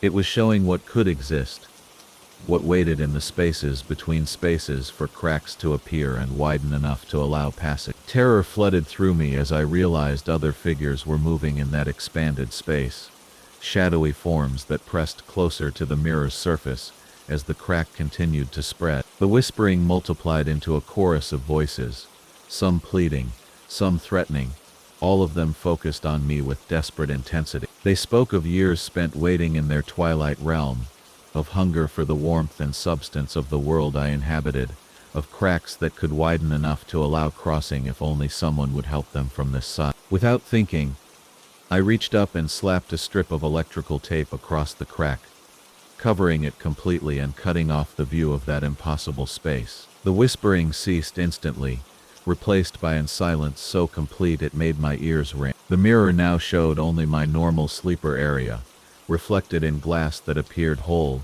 and unmarked wherever the tape covered the crack. The Last Mile Express. The CB radio crackled to life at 2:47 a.m., cutting through the steady hum of my Peterbilt's engine as I rolled through the empty stretch of Highway 83, outside Amarillo. Static filled the cab for a moment before dispatcher's voice came through, professional but tinged with an urgency I hadn't heard in my 15 years of long-haul trucking. Any available units in the Texas Panhandle area? We have an emergency delivery request. High-priority medical transport needed immediately. The voice paused, and I could hear papers shuffling in the background. Client willing to pay triple rate for immediate pickup and delivery. I glanced at my logbook. I was ahead of schedule on my current run to Denver, and triple rate would more than cover the detour. More importantly, medical emergencies were something I'd never turned my back on, not since my daughter's battle with leukemia 5 years ago. I reached for the handset. This is Jake Morrison in Unit 2047, northbound on 83, near Amarillo. I can take that delivery. The relief in the dispatcher's voice was palpable. Copy that, Jake. GPS coordinates coming through now. Pickup location is about 12 miles east of your current position. Client's name is Dr. Helena Marsh. And Jake. The dispatcher's voice dropped slightly. She specifically requested a driver with experience in time-sensitive medical transports. Seems like you're exactly what she needs. My experience with medical runs wasn't something listed in my standard driver profile, and I'd never worked for this particular dispatch company before tonight. They'd contacted me directly through my emergency line while I was between regular jobs. But emergency work was emergency work, and people in need didn't have time for bureaucratic details. The coordinates led me down increasingly narrow farm roads, my headlights cutting through a light fog that had begun to settle across the flat Texas landscape. The GPS finally brought me to what appeared to be a private medical facility, though it looked more like a converted farmhouse than any hospital I'd ever seen. Warm yellow lights glowed in several windows, and a small sign by the front door read, Marsh Research Institute, Private Practice. Dr. Marsh emerged before I'd even finished backing up to the loading dock. She was a woman in her 60s, silver-haired and wearing a white lab coat over dark clothing. What struck me most were her eyes, sharp and intelligent, but carrying a weight that spoke of urgent purpose. Behind her, 2 younger assistants wheeled out what appeared to be a standard medical transport container, about the size of a large cooler, sealed and labeled with various medical symbols and handling instructions. Marsh's voice carried a slight tremor, whether from cold or nerves, I couldn't tell. This delivery is absolutely critical. The recipient has been waiting far too long already. As her assistants loaded the container into my trailer, I noticed they handled it with exceptional care, almost reverence. The container itself seemed unremarkable, except for its temperature gauge, which showed it was maintaining a precise 9, not the typical freezing temperature I'd expect for most medical transport. It's a private residence about 90 miles north of here. Mrs. Catherine Wells is expecting you, though. She paused, looking back toward the facility. She may not be entirely herself when you arrive. She's been under tremendous stress waiting for this delivery. The address led to another rural location, this one even more remote than the pickup point. As I pulled away from Dr. Marsh's facility, I noticed in my side mirror that she remained standing in the doorway, watching my truck disappear into the fog until her lights were no longer visible. The drive north took me through increasingly desolate country. The fog thickened as the night wore on, reducing visibility to maybe 50 feet in either direction. My radio picked up nothing but static, and even my cell phone showed no signal. The only sounds were the steady rumble of my engine and the occasional groan of the refrigeration unit keeping the container at its specified temperature. Several of them appeared weathered beyond their apparent age, and some displayed town names that didn't appear on my GPS. When I passed a sign for Millbrook population 24/7, my GPS showed nothing but empty farmland for miles in every direction. The fog seemed to be playing tricks with distance and direction, making familiar highway markers appear strange and out of place. It was then that I began hearing the knocking. At first I dismissed it as typical road noise, maybe something loose in the trailer settling during turn. But as I paid closer attention, the sound seemed too rhythmic, too purposeful. 3 soft knocks, a pause, then 3 more. It was coming from the direction of the medical container. I pulled over at what appeared to be a 24-hour truck stop, though the parking lot was eerily empty and only half the exterior lights were working. The building looked operational, but something about it felt wrong, too quiet, too still. I walked back to check the trailer, telling myself I was just being paranoid. The shipping container sat exactly where it had been loaded, all seals intact, temperature gauge steady. But as I stood there in the silence, I heard the knocking again, definitely coming from inside the container. 3 deliberate knocks, pause, 3 more. I tried to rationalize it. Maybe it was the refrigeration system cycling on and off. Maybe something had shifted during transport. Medical containers often held equipment that could make noise. But even as I told myself these things, the knocking continued with that same deliberate pattern, and I could have sworn it was responding to my presence, growing more insistent when I moved close. Back in the cab, I tried reaching Dr. Marsh through the dispatch number, but got only static.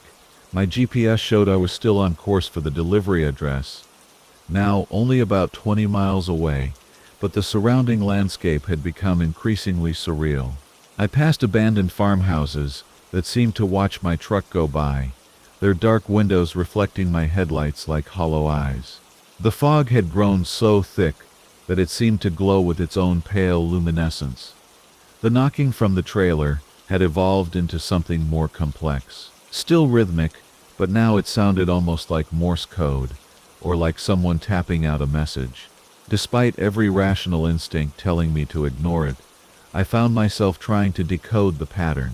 3 quick knocks, 3 slower ones, 3 quick again, over and over. When I finally reached the delivery address, I almost drove past it entirely.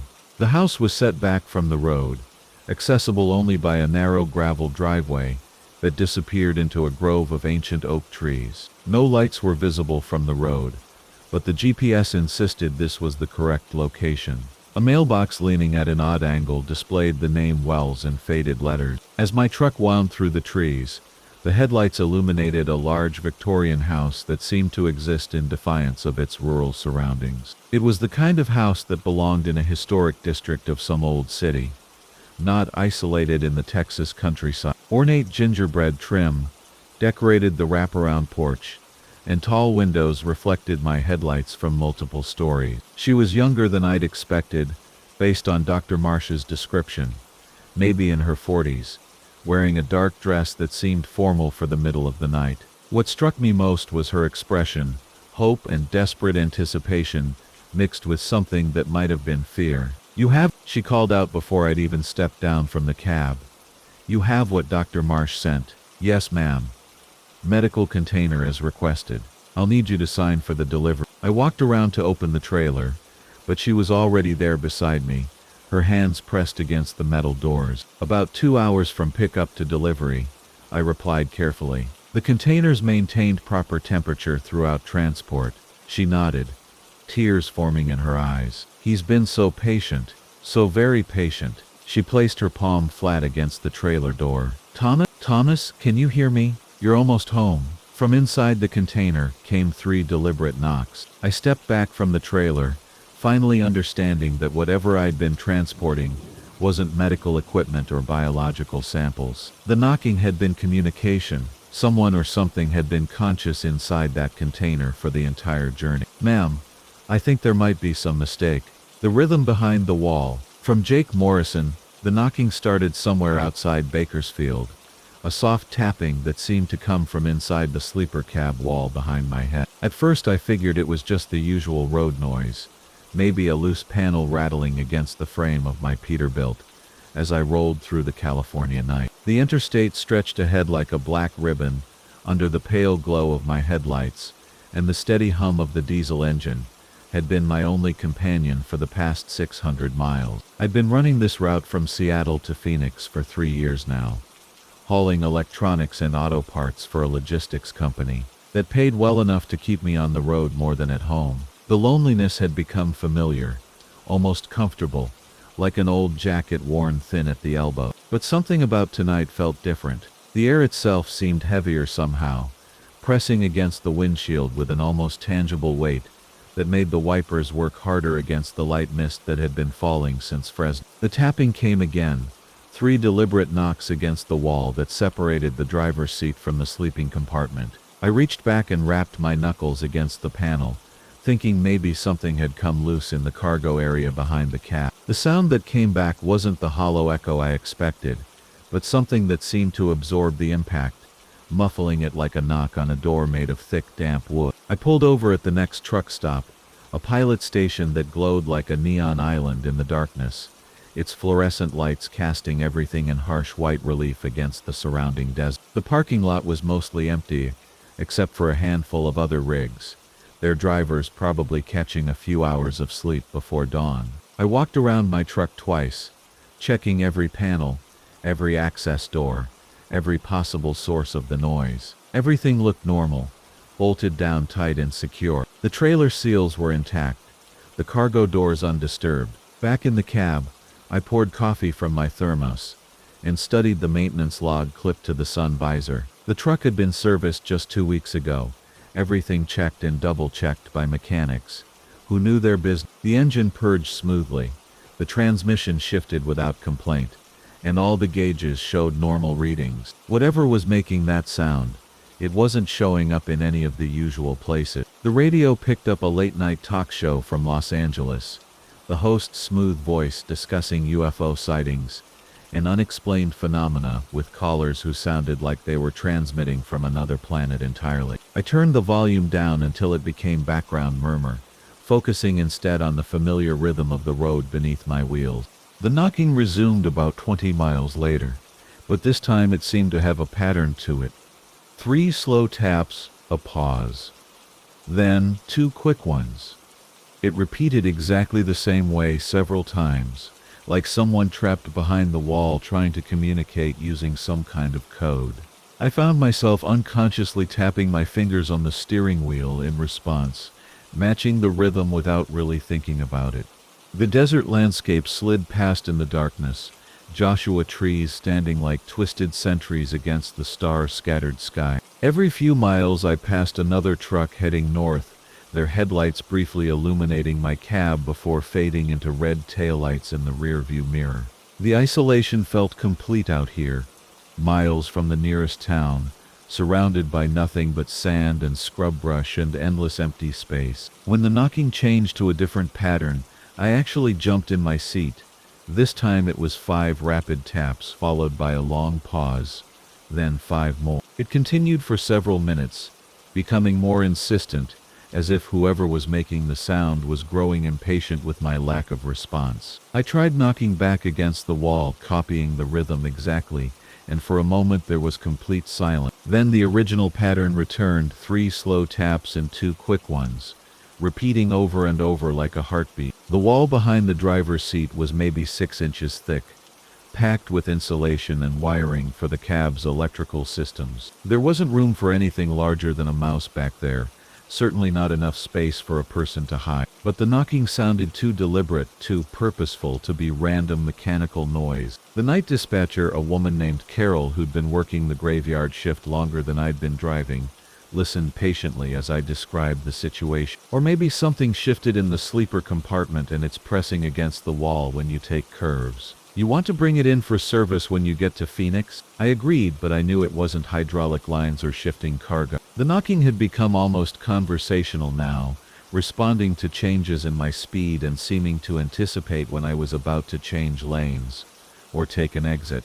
When I accelerated up a long grade, the pattern would speed up. When I coasted downhill, it would slow to match my reduced engine RPM. The miles rolled by, and the knocking evolved into something that felt less like communication and more like companionship.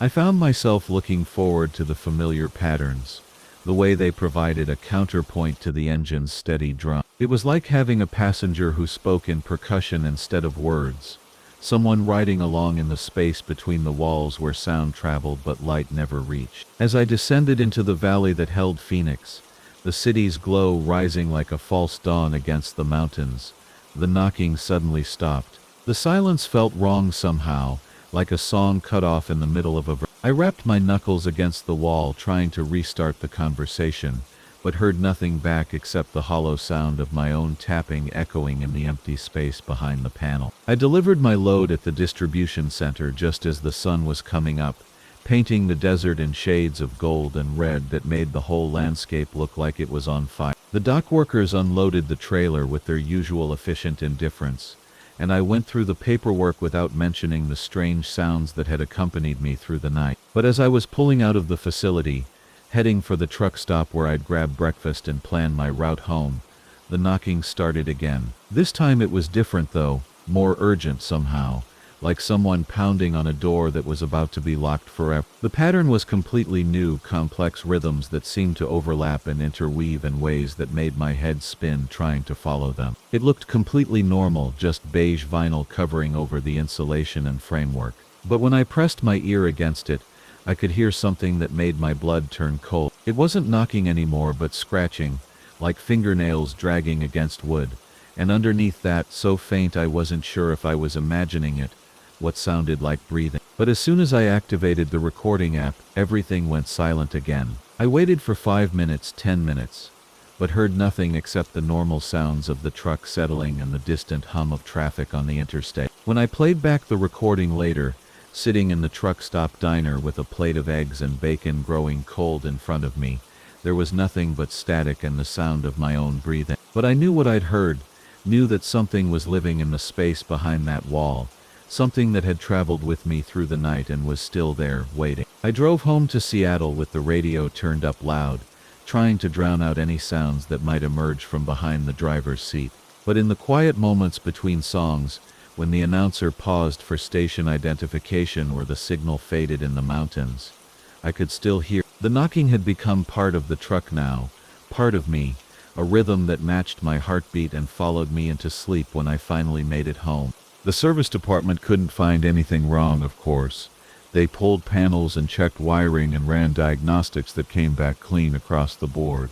But I know it's still there, waiting for the next long haul through the darkness, ready to tap out its mysterious messages against the wall that separates the world I can see from the one I can only hear, forever knocking at the door between here and somewhere else entirely. The night the stars went out. From Marcus. I've been hauling freight across the interstate for 23 years, and I've seen my share of strange things on these endless ribbons of asphalt. But nothing, and I mean nothing, prepared me for the night the sky simply disappeared. It started ordinary enough, the way these things always do. I was pulling a 48-footer loaded with auto parts from Detroit down to Jacksonville, running my usual route through the heart of Kentucky when the darkness began to feel different. The familiar rumble of my Peterbilt's engine provided its steady comfort, that low, throaty purr that had been my lullaby through countless midnight runs. The dashboard lights cast their soft green glow across my weathered hands as they gripped the steering wheel, and the CB radio crackled occasionally with the distant chatter of other night drivers pushing through their own stretches of solitude. I'd been driving for about 6 hours when I first noticed something was wrong. Not wrong in an obvious way, mind you, but wrong in that subtle manner that makes the hair on your neck stand up without you quite understanding why. The headlights carved their usual path through the darkness ahead, illuminating the familiar yellow lines and the occasional reflector post. But when I glanced up through the windshield, expecting to see the usual scatter of stars that had been my companions for decades of night driving, there was nothing. At first I figured it was cloud cover, though I couldn't remember seeing any weather reports calling for overcast skies. The air had been crisp and clear when I'd stopped for coffee and fuel back in Louisville, and the radio hadn't mentioned any front moving through. But the darkness above seemed absolute, as if someone had drawn a black curtain across the entire dome of the sky. No moon, no stars, no distant glow of city lights reflecting off low-hanging clouds. Just an emptiness that seemed to press down on the cab of my truck like a physical weight. The highway stretched ahead of me, empty except for the occasional pair of taillights in the distance, or the approaching glare of oncoming headlights. But even those seemed dimmer somehow, as if the unnatural darkness above was absorbing light rather than simply concealing it. I reached for the CB radio and clicked the handset, sending out a general call to any drivers who might be listening. Breaker 19, this is Big Marcus eastbound, on I-64. Anyone else notice how dark it is out here tonight? I mean darker than usual. Static answered me for several long seconds before a gravelly voice responded. Big Marcus, this is Moondog running westbound about 20 miles ahead of you. Yeah, buddy, I've been wondering about that myself. Can't see a damn star up there, and I've been driving these roads for 15 years. Never seen the sky look quite like this. Another voice crackled through the speaker, this one belonging to a woman with a slight southern drawl. Y'all talking about how black it is up there. I'm running north on 65 and I swear it's like someone just erased the whole sky. Got my GPS telling me it's a clear night, but I can't see nothing above the tray line. The confirmation from other drivers should have been reassuring, but instead it sent a chill crawling up my spine. I clicked the handset again. Anyone got a weather report? Maybe it's some kind of atmospheric thing. Negative, Big Marcus, came Moondog's voice again, but this time it carried an edge of unease. Been listening to the weather band, and they keep saying clear skies from here to the Atlantic, but I'm telling you there ain't nothing clear about what's up there. It's like looking into a deep well. I set the handset back in its cradle and tried to focus on the road ahead, but my eyes kept drifting upward to that impenetrable darkness. The absence of stars was more than just unusual. It felt wrong on a fundamental level, as if some natural law had been suspended. I'd driven through thunderstorms where the clouds blocked out every trace of celestial light, but this was different. This wasn't the darkness of concealment.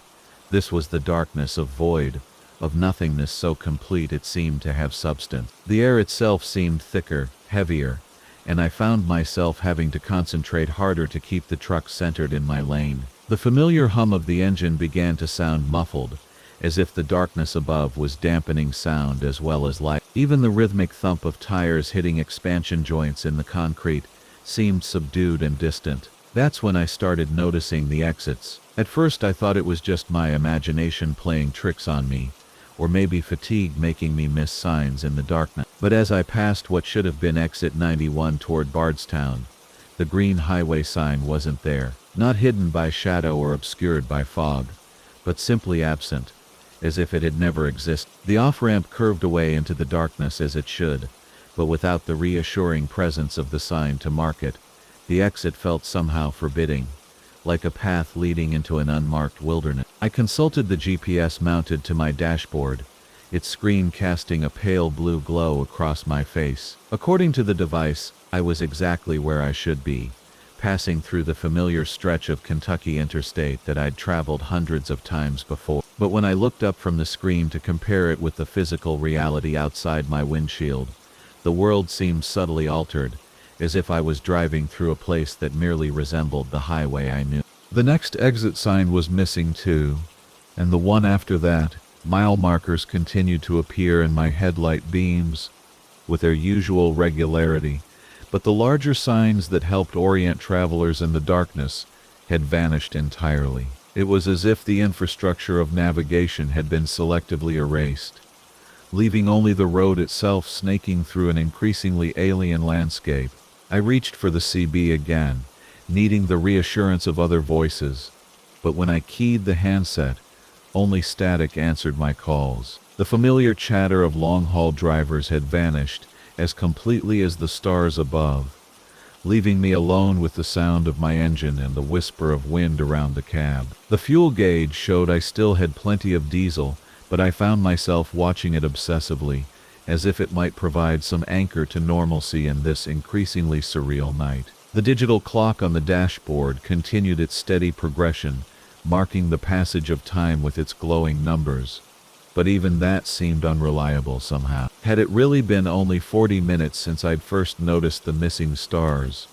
Or had hours passed in this strange twilight between the familiar and the impossible? At first they appeared as they always did, distant points of light in my rear-view mirror, gradually growing larger as they approached at a faster speed. But as the first one drew nearer, pulling into the left lane to pass me, I noticed something that made my hands tighten on the steering wheel. The truck itself looked normal enough, a late-model Kenworth with a standard dry goods trailer, but where the driver should have been visible through the side window, there was only darkness. Not the darkness of tinted glass or shadow, but the same absolute void that had consumed the sky above. The truck passed me with a rush of displaced air that rocked my trailer slightly, but it made no sound. No rumble of engine, no hiss of air brakes, no whistle of wind around aerodynamic fairing. It simply glided past in perfect silence and continued down the highway ahead of me, its taillights growing smaller until they disappeared entirely into the darkness. Another truck appeared behind me, and then another, each one identical to the first in its silent passage and the void where its driver should have been. They came with increasing frequency, forming a steady procession of phantom vehicles that treated the highway as if it were their domain, and I was the intruder. Maybe it was some kind of optical illusion, created by the unusual atmospheric conditions, or perhaps fatigue was finally catching up with me after too many hours on the road. But deep down in the part of my mind that had kept me safe through 2 decades of night driving by trusting instinct over logic, I knew I was witnessing something that existed outside the boundaries of normal experience. The highway began to curve, following the contours of hills that should have been familiar but now seemed to loom with an ominous presence in the darkness. My headlights swept across guardrails and glimpses of trees, but the landscape beyond the immediate reach of my beams remained completely invisible, as if the world simply ended at the edge of my vision. All of them, both the phantom vehicles ahead of me and the growing line behind me, began to reduce speed in perfect unison. I eased off the accelerator, not wanting to rear-end the silent trailer in front of me, and watched my speedometer drop from set. From Marcus Webb, the rain started somewhere outside Bakersfield, a gentle pattering that grew into a steady drumming against the windshield of my Peterbilt. 23 years I'd been hauling freight across these highways, and I thought I knew every trick the road could play on a man's mind during the long, dark hours between midnight and dawn. The hypnotic rhythm of diesel engines, the way shadows dance in your peripheral vision, the phantom voices that seem to whisper through the CB static when you're running on 3 hours of sleep and too much coffee. I'd experienced it all, or so I believed, until that October night when Highway 99 taught me there were still lessons to be learned. The shipper had been a quiet man with nervous hands,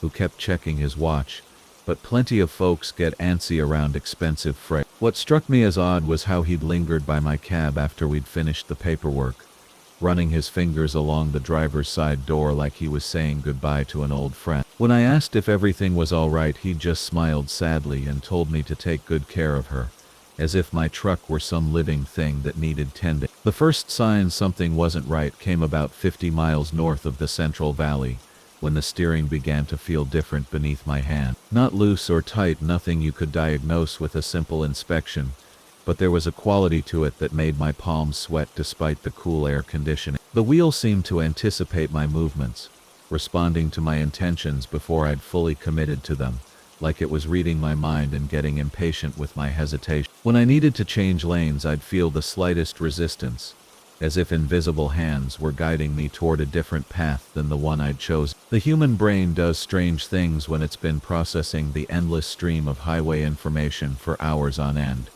and I'd seen plenty of drivers convinced their rigs were haunted when all they really needed was a good night's sleep. But as the rain intensified and the traffic thinned to just the occasional pair of taillights disappearing into the gloom ahead, I couldn't shake the feeling that something fundamental had changed about the relationship between my hands and the road. The steering wheel felt warm under my grip, warmer than it should have been even with the heater running, and there was a subtle pulse to it, like a heartbeat thrumming through the metal and plastic.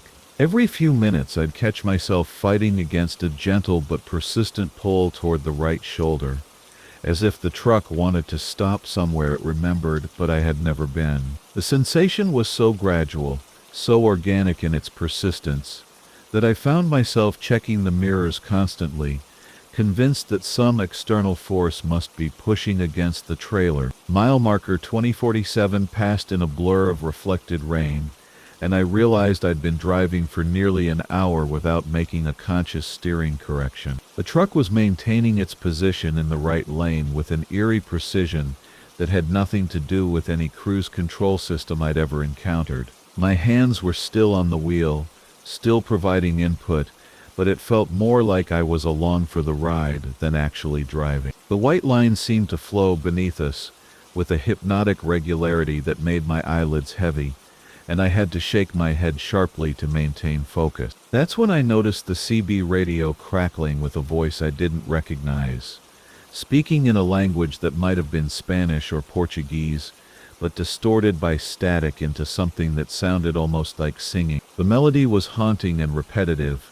weaving through the steady hum of the engine until I couldn't tell where one sound ended and the other began. I reached for the volume knob to turn it down, but my hand stopped halfway there, frozen by the realization that I hadn't turned the radio on in the first place. The singing continued, growing clearer as we passed beneath a series of overhead lights that cast shifting patterns across the wet asphalt. In the intermittent illumination, I could see that my knuckles were white against the steering wheel, gripping it with an intensity that made my forearms ache. But when I tried to relax my hold, to let my muscles unclench, I found that I could. My hands seemed to have formed a permanent connection with the wheel, as if they belonged there more than they belonged to me. I had no reason to take that exit, no delivery scheduled, no need for fuel or food, but the steering wheel began to turn slowly to the right, with a deliberate motion that felt both foreign and completely natural. I tried to correct back toward the highway,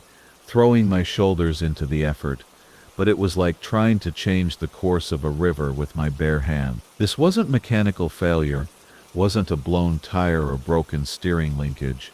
It was something far more unsettling. The wheel was making choices, following some predetermined route that existed in its memory but not in mine, and all my experience and skill as a professional driver meant nothing against its quiet insistence. At the bottom of the ramp we turned left onto a narrow two-lane road that stretched into darkness between rows of dormant orchards. The headlights revealed twisted branches reaching toward us like arthritic fingers, and the rain had intensified until the windshield wipers could barely keep up with the dull. The CB radio fell silent abruptly, leaving only the sound of water drumming against metal and the deeper rumble of the diesel engine as we climbed a gentle hill toward an uncertain destination. I pumped the brakes, but they responded normally, slowing us without changing our direction. I downshifted, hoping to force the engine to work against whatever was pulling us forward, but the transmission obeyed my commands, while the steering remained stubbornly independent. I even reached for the ignition, thinking I could shut down the engine and coast to a stop, but my right hand refused to leave the wheel, as if it had been grafted to the warm plastic. The road began to curve through a series of gentle S-turns that the truck navigated with an expertise that chilled me to the bone. These weren't random movements or the result of some computer malfunction. They were the actions of something that had traveled this route before and remembered every nuance of the pavement. In the distance, barely visible through the rain, I could make out the glow of electric lights, too warm and too steady to be coming from any modern source. The colors were all wrong, too vivid and saturated, casting pools of electric blue and cherry red across the wet parking lot where several other big rigs sat silent and dark. The building itself looked like something from the 1960s, all sharp angles and plate glass, but there was something indefinably off about its proportions, as if I were seeing it through water or thick glass. The steering wheel guided us toward an empty parking space with the confidence of long familiarity, and I felt the air brakes engage automatically as we rolled to a stop. For the first time in what felt like hours, my hands came free from the wheel, with a sensation like pulling apart two powerful magnets. I flexed my fingers, trying to work feeling back into them, and noticed that the palms were marked with deep red impressions from gripping the wheel so tightly. Through the windshield, I could see figures moving inside the truck stop, their silhouettes distorted by the rain and the strange quality of the neon light. They moved too slowly, with too much purpose, like actors in a play that had been performed countless times before. One of them, a tall man in coveralls, approached my cab with measured steps, his face hidden beneath the brim of a baseball cap that cast shadows in all the wrong directions. He tapped on my window with knuckles that made no sound against the glass, then gestured toward the building with a smile that was too wide and too knowing. Behind him, other figures had emerged from the parked trucks, drivers who shared that same unsettling smile and that same slow, deliberate way of moving. They surrounded my cab like a welcoming committee, but their presence felt more like a trap closing than a friendly greeting. I fumbled for the ignition key, desperate to restart the engine and escape this place that felt like a pocket torn out of time and space. But before I could turn it, the steering wheel began to grow warm again beneath my left palm. The engine rumbled to life on its own, and I felt my hands drawn back to their positions, as if pulled by invisible strings. The truck began to back out of the parking space with smooth precision, turning away from the impossible truck stop and its impossible occupant. From Marcus Chen, Tapoe. The rain had been hammering my windshield for 3 hours straight when I first spotted the signs along Interstate 84, somewhere in the endless stretch between Portland and Boise. Yellow diamond-shaped markers that seemed oddly weathered for what should have been standard highway maintenance placards. Each one displayed the same simple message in bold black letters: rest stop 2 miles, then rest stop 1 mile. And finally, just before the turnoff appeared through the cascade of water streaming down my glass: rest stop, next right. I'd been driving this route for 8 years, hauling everything from lumber to electronics across the Pacific Northwest, and I'd never seen these particular signs before. But fatigue was settling into my bones like cold concrete, and the rhythmic thrum of my Peterbilt's engine was starting to sound more like a lullaby than the reliable heartbeat it usually represented. The digital clock on my dashboard glowed 2:47 a.m. in pale blue numerals, and I knew better than to push myself beyond the limits of safe driving. The off-ramp curved gently to the right, descending through a corridor of towering Douglas firs, whose branches seemed to reach across the asphalt like gnarled fingers. My headlights carved through the darkness ahead, revealing a small paved area that opened up beyond the tree line. It wasn't much to look at, just a simple oval of cracked pavement, with space enough for maybe 6 or 7 big rigs, surrounded by weathered wooden picnic tables and a single concrete building that I assumed housed restroom. What struck me as peculiar, though, was that every parking space was occupied. An older Mack with a sleeper cab and Colorado markings, a pristine white Freightliner that looked fresh off the dealer lot, each one different, each one positioned with mathematical precision, as if their drivers had all arrived at exactly the same time and agreed on some unspoken parking arrangement. I pulled my rig alongside the concrete building and killed the engine, listening to the sudden silence that followed the cessation of diesel rumble. The rain continued its steady percussion against my cab, but underneath that familiar sound, I became aware of something else, a low, almost subsonic humming that seemed to emanate from the ground itself. It was barely perceptible, like the distant vibration of some massive machine operating far beneath the earth. Stepping down from my cab, I pulled my rain jacket tight and made my way toward the restroom building. The air felt thick and somehow charged, the way it sometimes does just before a lightning strike. My boots splashed through puddles that reflected the amber running lights of the surrounding trucks, creating an almost hypnotic pattern of rippling illumination across the wet pavement. The restroom door was heavy and opened with a prolonged creak that echoed strangely in the confined space inside. Fluorescent lights flickered overhead, casting everything in an intermittent pale glow that made shadows dance and shift along the cinder block wall. The facilities were clean enough, but something felt off about the whole place. The mirror above the sink showed my reflection clearly enough, yet seemed to hold on to the image for just a fraction of a second too long, as if the silvered glass was working to catch up with reality. When I emerged from the building, I noticed that none of the other trucks showed any signs of occupancy. No lights glowed in their sleeper cabs. No silhouettes moved behind curtained windows. The amber running lights continued their steady pulse, but the vehicles themselves appeared completely empty, as if their drivers had simply vanished into the surrounding forest. Curiosity overtook caution, and I found myself walking a slow circuit around the lot, peering into cab windows and looking for any indication of where 7 truck drivers might have gone at nearly 3 in the morning. The blue Kenworth's driver's seat was adjusted for someone much shorter than myself, with a small dream catcher hanging from the rearview mirror that swayed gently despite the absence of any noticeable breeze. The Colorado Mac had a stack of country music CDs scattered across its dashboard and a thermos that still radiated warmth when I held my hand near it. Each truck told a story of interrupted routine, of drivers who had stopped for a quick rest and somehow disappeared without explanation. Coffee cups sat half empty. CB radios remained tuned to channel 19, their speakers crackling with occasional bursts of static that sounded almost like whispered conversations in a language I couldn't quite understand. It was while examining the pristine Freightliner that I noticed the path.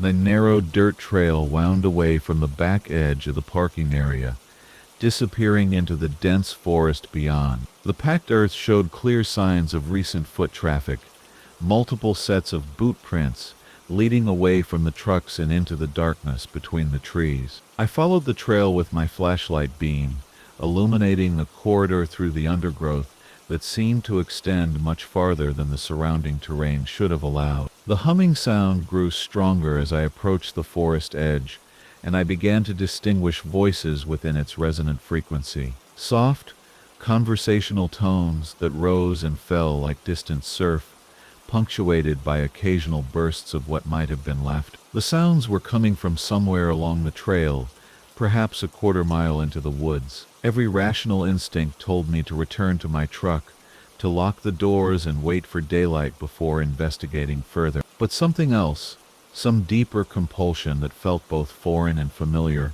urged me forward into the darkness between the trees. My flashlight beam seemed weaker somehow as I stepped onto the trail, its usual sharp cone of illumination becoming diffuse and uncertain, as if the very air was absorbing the light before it could reach its intended target. The path wound through stands of ancient timber, their trunks disappearing upward into invisible canopy that blocked out what little starlight might have penetrated the cloud cover. Moss grew thick on every surface, muffling my footsteps until even my own movements seemed muted and dreamlike. The voices grew clearer as I progressed, resolving into distinct conversations about delivery schedules, weather conditions, fuel prices, the ordinary concerns of long-haul drivers taking a break from the road. After what felt like several minutes of walking, I found myself at the edge of a small clearing, where 7 figures sat around a circle of weathered wooden stumps. They looked up as my flashlight beam swept across their faces,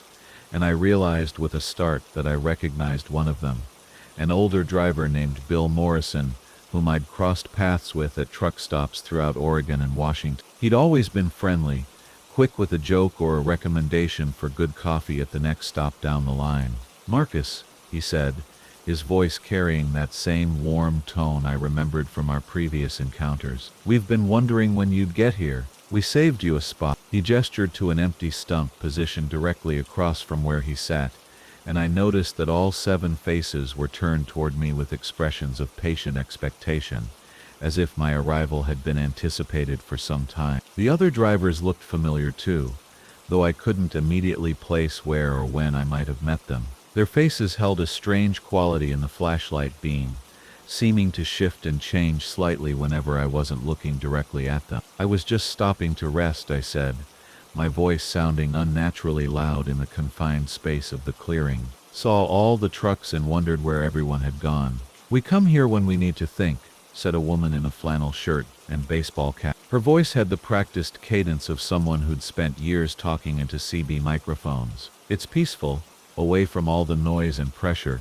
Time moves differently here. You can rest as long as you need." Something in her tone triggered a memory of conversations I'd had with other drivers over the years.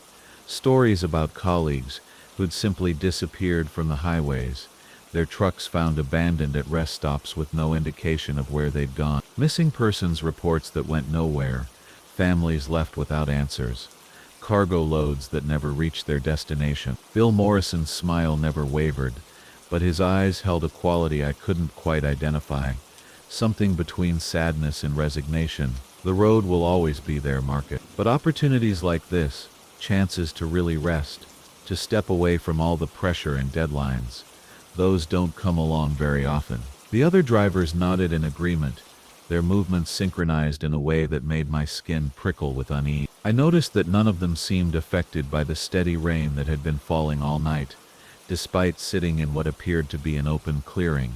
Their clothes were completely dry, their hair undisturbed by wind or weather. "Thanks for the offer," I said, continuing to back away toward where I thought the trail should be. "But I really need to keep moving. My flashlight, the cargo that wept," from Marcus The thing about driving freight for 23 years is that you learn to trust your instincts, and my instincts were screaming at me not to take that load out of Portland. The dispatcher, Jerry, had that nervous energy he got when something wasn't quite right, constantly adjusting his glasses and tapping his pen against the clipboard like a woodpecker working overtime. The manifest was clean enough, though sparse on details.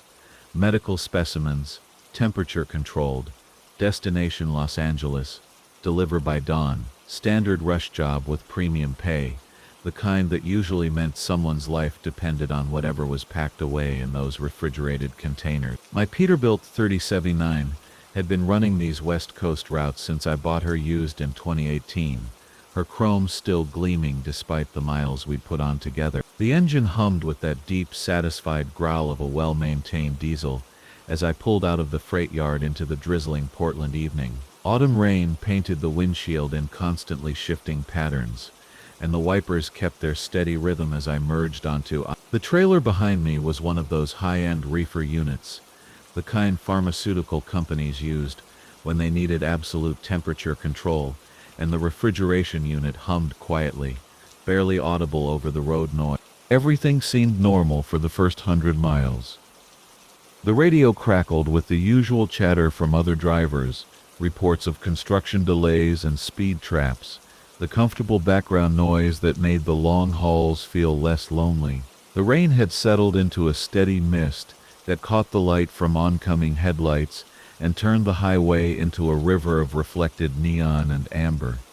My coffee was still warm in the thermos, and the GPS showed clear sailing all the way to the City of Angels. It was somewhere around Eugene that I first heard it, though at first I convinced myself it was just the reefer unit cycling through its temperature maintenance routine, a low, rhythmic sound that seemed to emanate from the trailer, almost like breathing, but not quite. I adjusted the radio volume, thinking maybe I was picking up some interference, but the sound persisted beneath the country music station I'd settled on. When I rolled down the window at a rest stop to do my mandatory inspection, the sound seemed to fade, lost in the ambient noise of idling engines and highway traffic. It had a quality that made my skin crawl, not mechanical like you'd expect from refrigeration equipment, but organic somehow, like something alive was back there responding to the vibrations of the road. I checked the temperature readout on my dashboard display,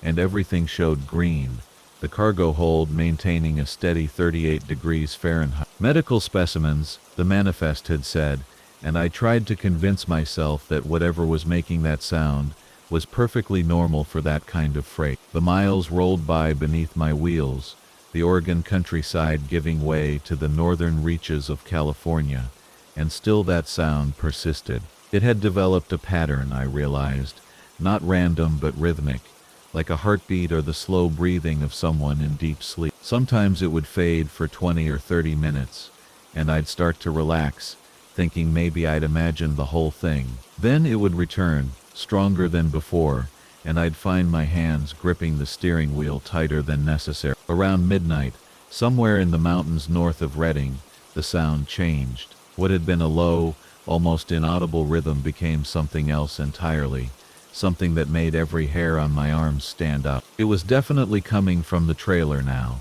no question about it, and it sounded like moaning, not the mechanical groaning of metal under stress, or the whistle of wind through improperly sealed doors, but the kind of sound a person makes when they're in pain or distress. I pulled over at the next truck stop, a grim little place with flickering fluorescent lights and more potholes than parking spaces. The rain had picked up again, drumming against the cab roof as I sat there trying to decide what to do. The manifest was clear that the cargo was not to be inspected or disturbed under any circumstances, with penalty clauses that would cost me more than I'd make in 6 months. But that sound, that awful moaning that seemed to pulse with a life of its own, was driving me toward something that felt dangerously close to panic. I climbed down from the cab and walked slowly toward the back of the trailer, my boots splashing through puddles that reflected the sickly yellow light from the truck stop security lamp. The refrigeration unit was running normally, its compressor cycling on and off with mechanical precision, but underneath that familiar sound was something else, something that made my stomach clench with an instinctive dread I couldn't explain. The moaning was definitely coming from inside the trailer, rising and falling like waves against a shore, and it had a quality that suggested intelligence, as if whatever was making that sound was trying to communicate something. I pressed my ear against the cold aluminum siding, and the sound seemed to respond to my presence, growing louder and more urgent, almost pleading. My hands trembled as I reached for the lock on the trailer doors, then stopped as I remembered the penalty clauses, and the fact that whatever was in there was supposed to stay at exactly 38 degrees. Back in the cab, I tried calling the dispatcher but got only voicemail, Jerry's cheerful recorded voice telling me to leave a message and he'd get back to me during business hours. The sound from the trailer had grown louder now, loud enough that I was certain other drivers must be hearing it, but the truck stop remained quiet, except for the hiss of rain and the distant rumble of highway traffic. I pulled up the shipping manifest on my electronic log, looking for any detail I might have missed, any clue about what exactly I was hauling through the night. The consignee was listed as Meridian Medical Research, with an address in an industrial district of Los Angeles I wasn't familiar with. The shipper information was more vague, just a Portland address and a phone number that went straight to an automated system when I tried call. The cargo description remained maddeningly generic: medical specimens, temperature sensitive, fragile, do not disturb. But medical specimens didn't moan like that, didn't create sounds that seemed to follow a pattern of distress and longing. I had two choices: abandon the load and face the financial and professional consequences, or continue driving toward Los Angeles, with whatever was making that sound growing more agitated with each passing mile. The practical part of my mind,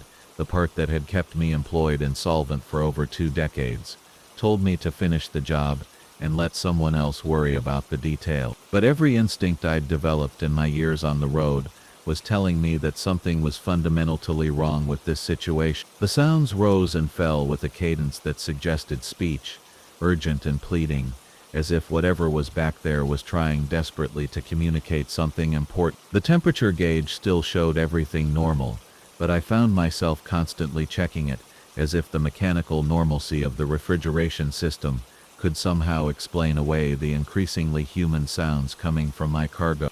As I descended into the Los Angeles basin, the city lights spreading out below me like a circuit board, the sounds from the trailer reached a crescendo that made it impossible to ignore. I could hear what sounded like multiple voices now, a chorus of distress that seemed to be begging for something I couldn't understand. My hands shook as I followed the GPS directions through the industrial maze of warehouses and loading docks, looking for the Meridian Medical Research Facility. The address led me to a complex of low, windowless buildings, surrounded by razor wire and security cameras. A guard at the gate was expecting me, checking my identification with mechanical efficiency, before directing me to a loading dock where several figures in white coats waited in the harsh glare of industrial lighting. They moved with urgent purpose as I backed up to the dock, and I noticed that none of them seemed surprised by the sounds coming from the trailer. As they began the process of unloading, one of them approached my cab window, a thin woman with tired eyes and the kind of pale complexion that suggested she didn't see much sunlight. She handed me a clipboard to sign, and when I mentioned the sounds, she gave me a look that was equal parts sympathy and warning. "Some cargo is more delicate than others," she said quietly, "and some things are better left unexamined. You've done good work tonight, driver." The specimens arrived in perfect condition.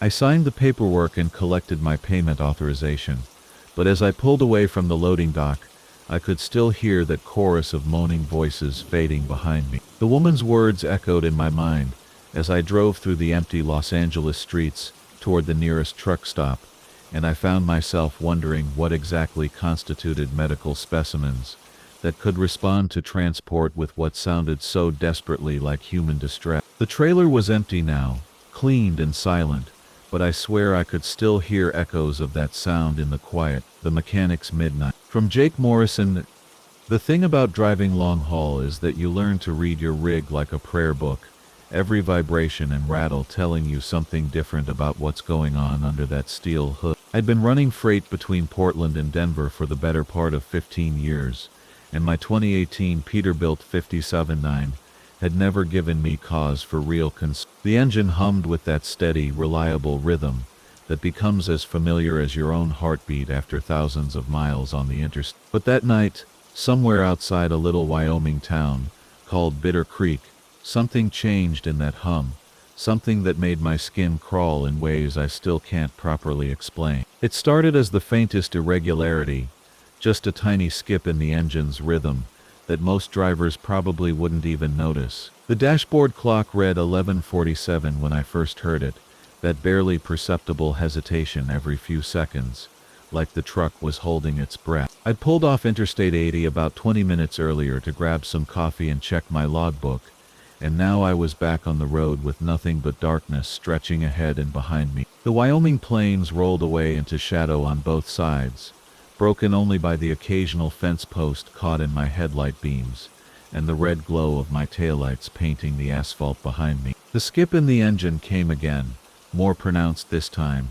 and I felt that familiar tightness in my chest that every trucker knows, the anxiety that comes when your livelihood starts showing signs of trouble. I eased off the throttle slightly, listening carefully to the engine's voice, trying to diagnose what might be causing the irregularity. The turbo sounded fine, the transmission was shifting smoothly, and all my gauges were reading normal. Oil pressure good, coolant temperature right where it should be, no warning lights on the dashboard, but that skip kept coming, growing more frequent as the miles rolled by. By the time the clock hit 11:55, the engine was stumbling every 10 seconds or so, and I knew I had to pull over before whatever was wrong got worse. The last thing I needed was to break down in the middle of nowhere with a load of electronics that needed to be in Denver by morning. I spotted an abandoned truck stop about a mile ahead, its broken neon sign flickering weakly against the star-filled sky. Most of the letters had burned out years ago,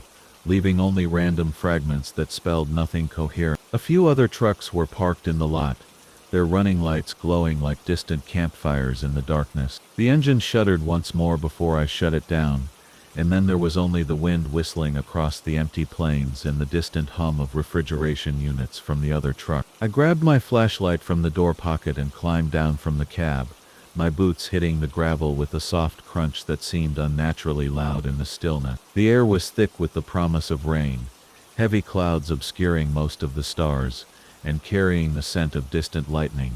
I walked around to the front of the truck and popped the hood latches, then cranked the hood up on its hinge. The engine bay looked normal in the beam of my flashlight, all the belts and hoses in their proper places, no obvious leaks or loose connections. I checked the air filter housing, tested the battery cables, even looked at the fuel lines, but everything appeared to be in perfect order. That's when I noticed the time on my phone, 11:59, and that's when I heard the footsteps. I turned around, sweeping my flashlight across the empty lot, but saw nothing except the other parked trucks and the crumbling concrete of the old truck stop building. The footsteps stopped when I turned, but I could feel someone watching me, that prickly sensation between my shoulder blades that tells you you're not alone. The wind picked up, rattling a loose piece of metal somewhere in the darkness, and I caught a whiff of something strange, something that didn't belong in a truck stop parking lot. It was cologne, expensive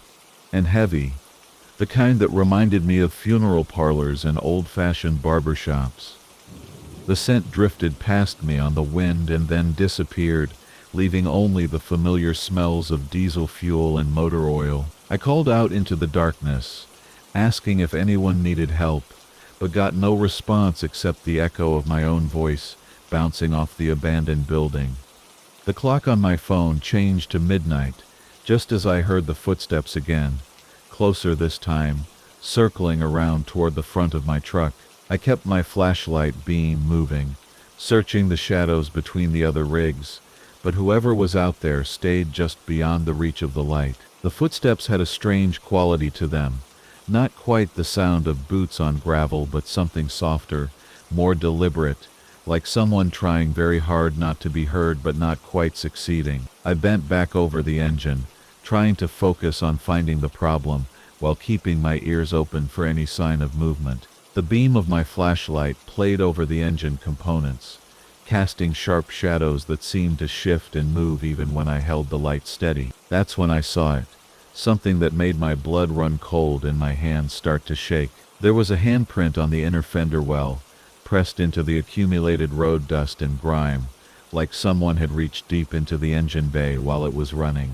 But that was impossible. The engine bay of a running truck is a death trap, full of moving belts and scalding hot metal that would kill anyone foolish enough to stick their hand inside. The print was large, larger than mine, with long fingers that seemed to have pressed unusually deep into the metal surface. The footsteps stopped directly behind me, close enough that I should have been able to feel body heat, should have heard breathing, should have sensed another human being just a few feet away. But when I spun around, flashlight beam cutting through the darkness, there was nothing there except the empty gravel lot and the distant glow of the other truck's running lights. The cologne smell was stronger now, almost overpowering, mixed with something else that reminded me of machine oil and cold metal. I turned back to the engine, and that's when I saw more handprints.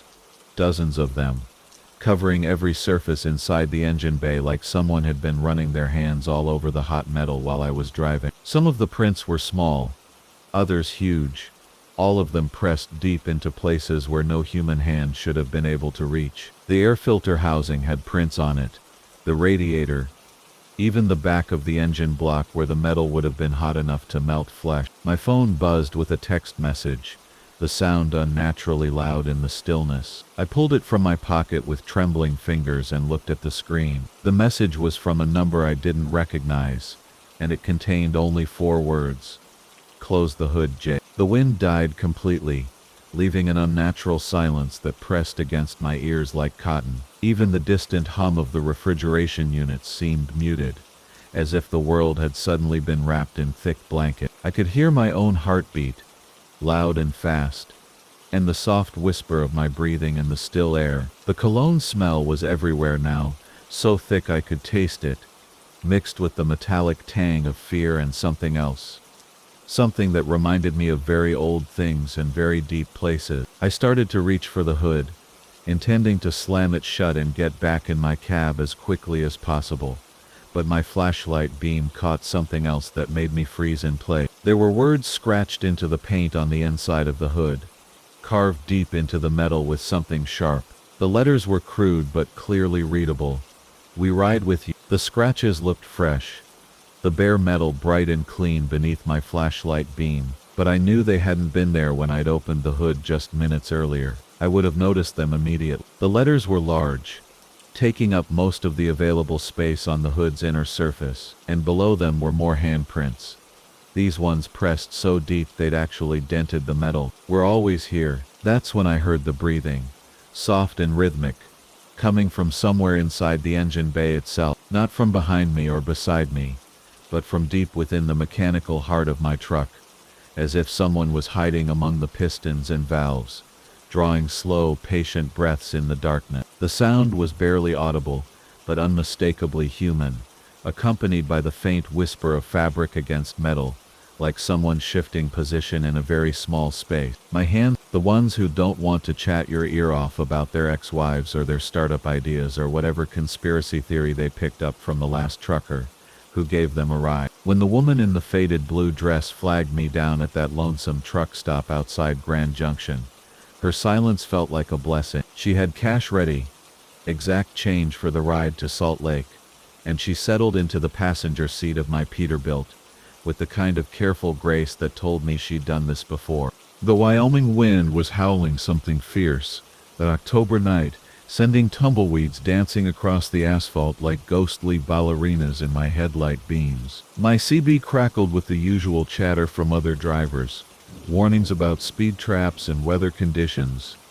But the woman beside me never seemed to notice the voices. She sat with her hands folded in her lap, staring straight ahead through the windshield at the endless ribbon of highway that stretched into the darkness. Her hair was the color of winter wheat, pulled back in a simple bun, and when the dashboard lights caught her profile, I could see she was probably in her 30s, though there was something timeless about her features that made it hard to pin down exactly. The first few hours passed in comfortable quiet, just the steady rumble of the diesel engine and the whisper of wind around the cab. I'd stolen glances at her now and then, noting how she never seemed to blink as much as normal folks do, how her breathing was so shallow it barely moved the fabric of her dress. But truck driving teaches you that everyone's got their own way of dealing with the road, their own reasons for needing to get somewhere else, and I wasn't about to pry into business that wasn't mine. It wasn't until we'd crossed into Utah, somewhere around that stretch where the highway curves through those red rock formations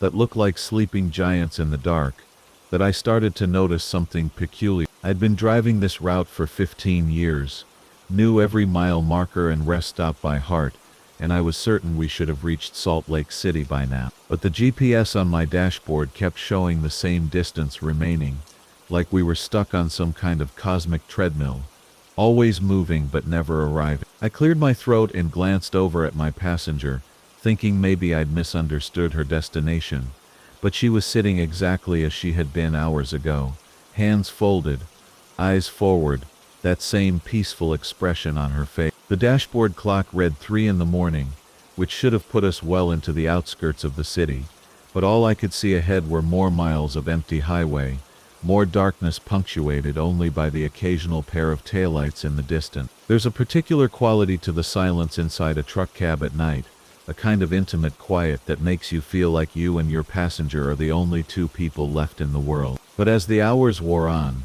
that silence began to feel different, heavier somehow, like the air itself had grown thick with unspoken words. I turned up the radio, hoping for some music to break the spell, but all I got was static, that empty hiss that sounds like radio waves lost in space. The woman beside me never moved, never shifted in her seat or asked for a rest stop or even acknowledged that anything unusual was happening. Her stillness was so complete it was almost hypnotic, and I found myself stealing longer glances at her, trying to catch some flicker of normal human restlessness. But she remained perfectly motionless, her chest rising and falling so subtly I had to look closely to confirm she was breathing at all. My fuel gauge hadn't moved either, which should have been impossible given the miles we'd covered, or seemed to cover. The highway stretched endlessly ahead, the same curves and hills repeating in a pattern that felt both familiar and wrong, like a song played in a key just slightly off from what you remember. I tried talking to her then,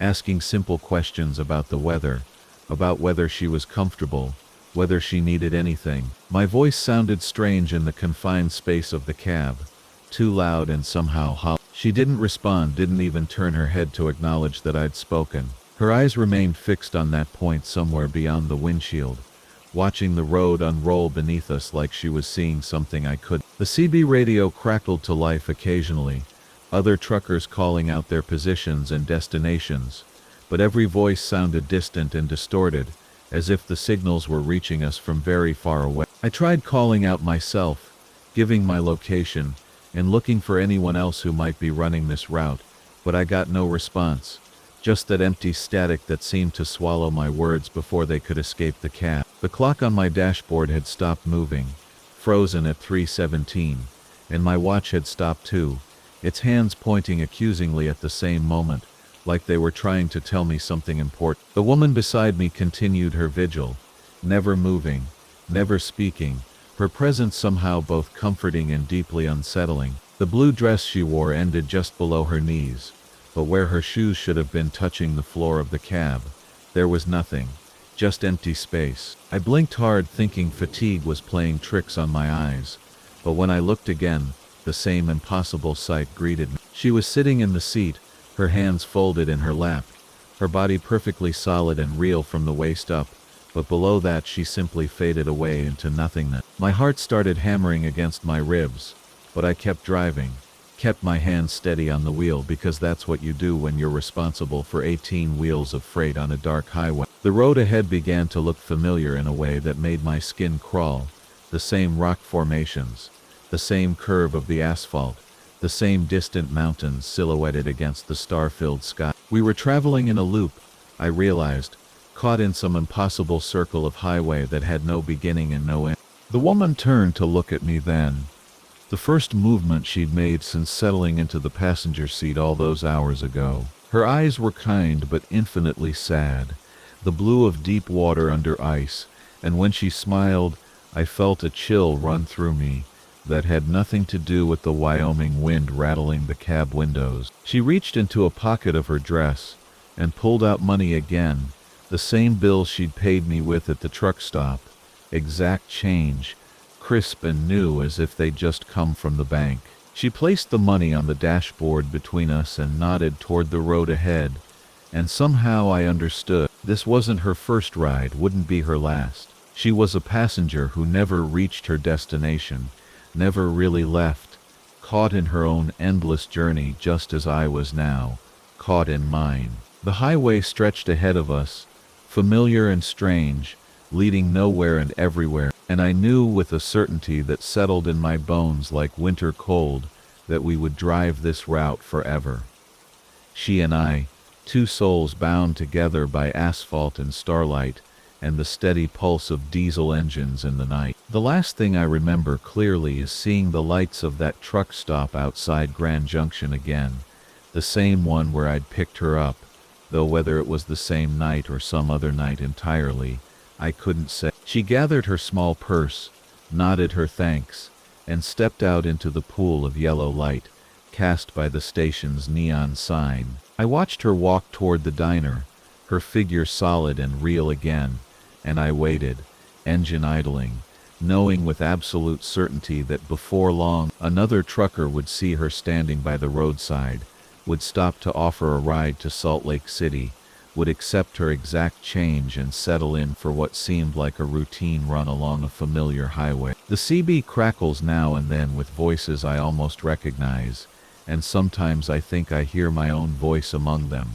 calling out positions on a route that never ends. The woman in the blue dress rides with me still, patient and silent, and eternally traveling toward a destination we will never reach, and sometimes, in the deep quiet hours before a dawn that never comes, I think I understand why she never speaks. After all, what is there to say about a journey that has no end, about being a passenger in your own endless story, about paying for a ride you'll be taking forever? The Constellation route. The thing about driving nights on Highway 50 through Nevada is that you get used to being alone with nothing but stars for company. I've been running this route for 12 years now, hauling freight between Sacramento and Salt Lake City, and I thought I knew every mile of that lonesome stretch they call America's loneliest road. The desert out there swallows sound and light equally, leaving you suspended between earth and sky, in my 2018 Peterbilt,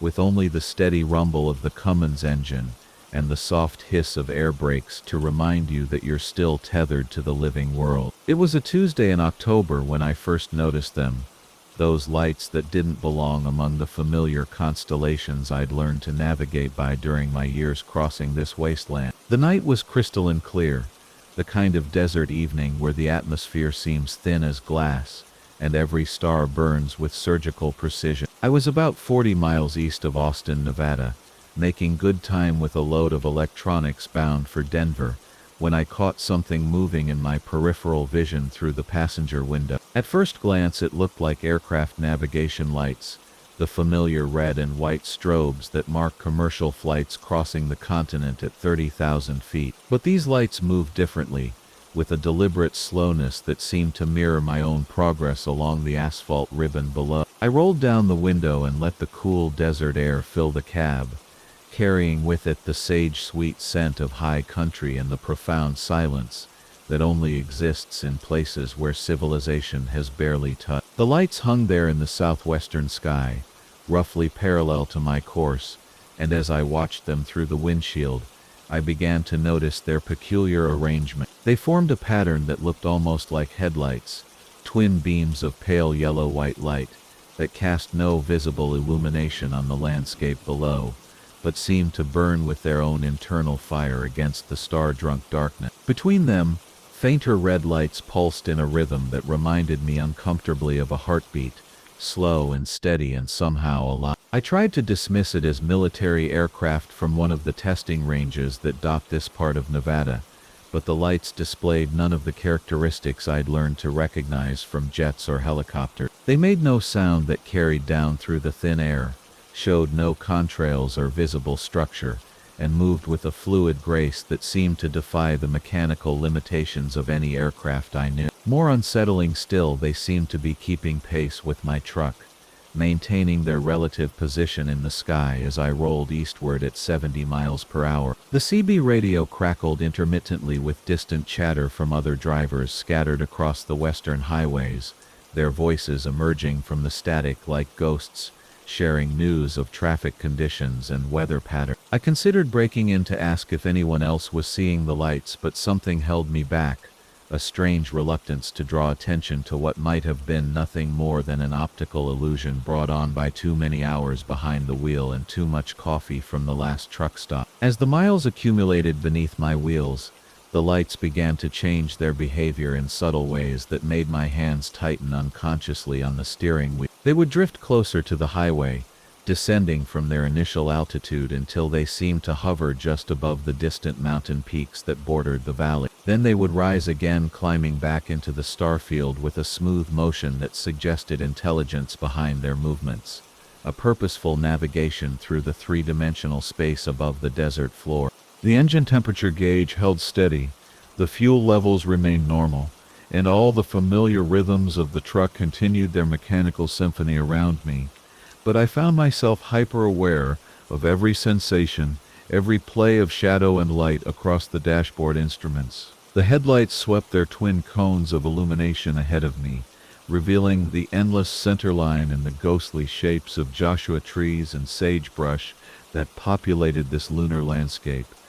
But beyond their reach, the darkness seemed deeper than usual, more complete, as if something was absorbing the ambient starlight that should have provided at least minimal visibility. When I crested a low rise about 60 miles from my last fuel stop, the lights suddenly changed direction and began moving directly toward the highway. They approached with the same deliberate slowness they had maintained throughout their parallel journey, but now their intent seemed focused, purposeful, as if whatever intelligence guided them had reached some kind of decision about my presence in their territory. The yellow-white beams grew brighter as they drew nearer, and I could see that they cast long shadows behind the rocky outcroppings and sparse vegetation that dotted the valley floor. The CB radio fell silent, not even the usual background static remaining, and for the first time in 12 years of night driving, the profound quiet of the desert felt oppressive rather than peaceful. I reached for the radio microphone, thinking to call for help, or at least to establish contact with another human voice.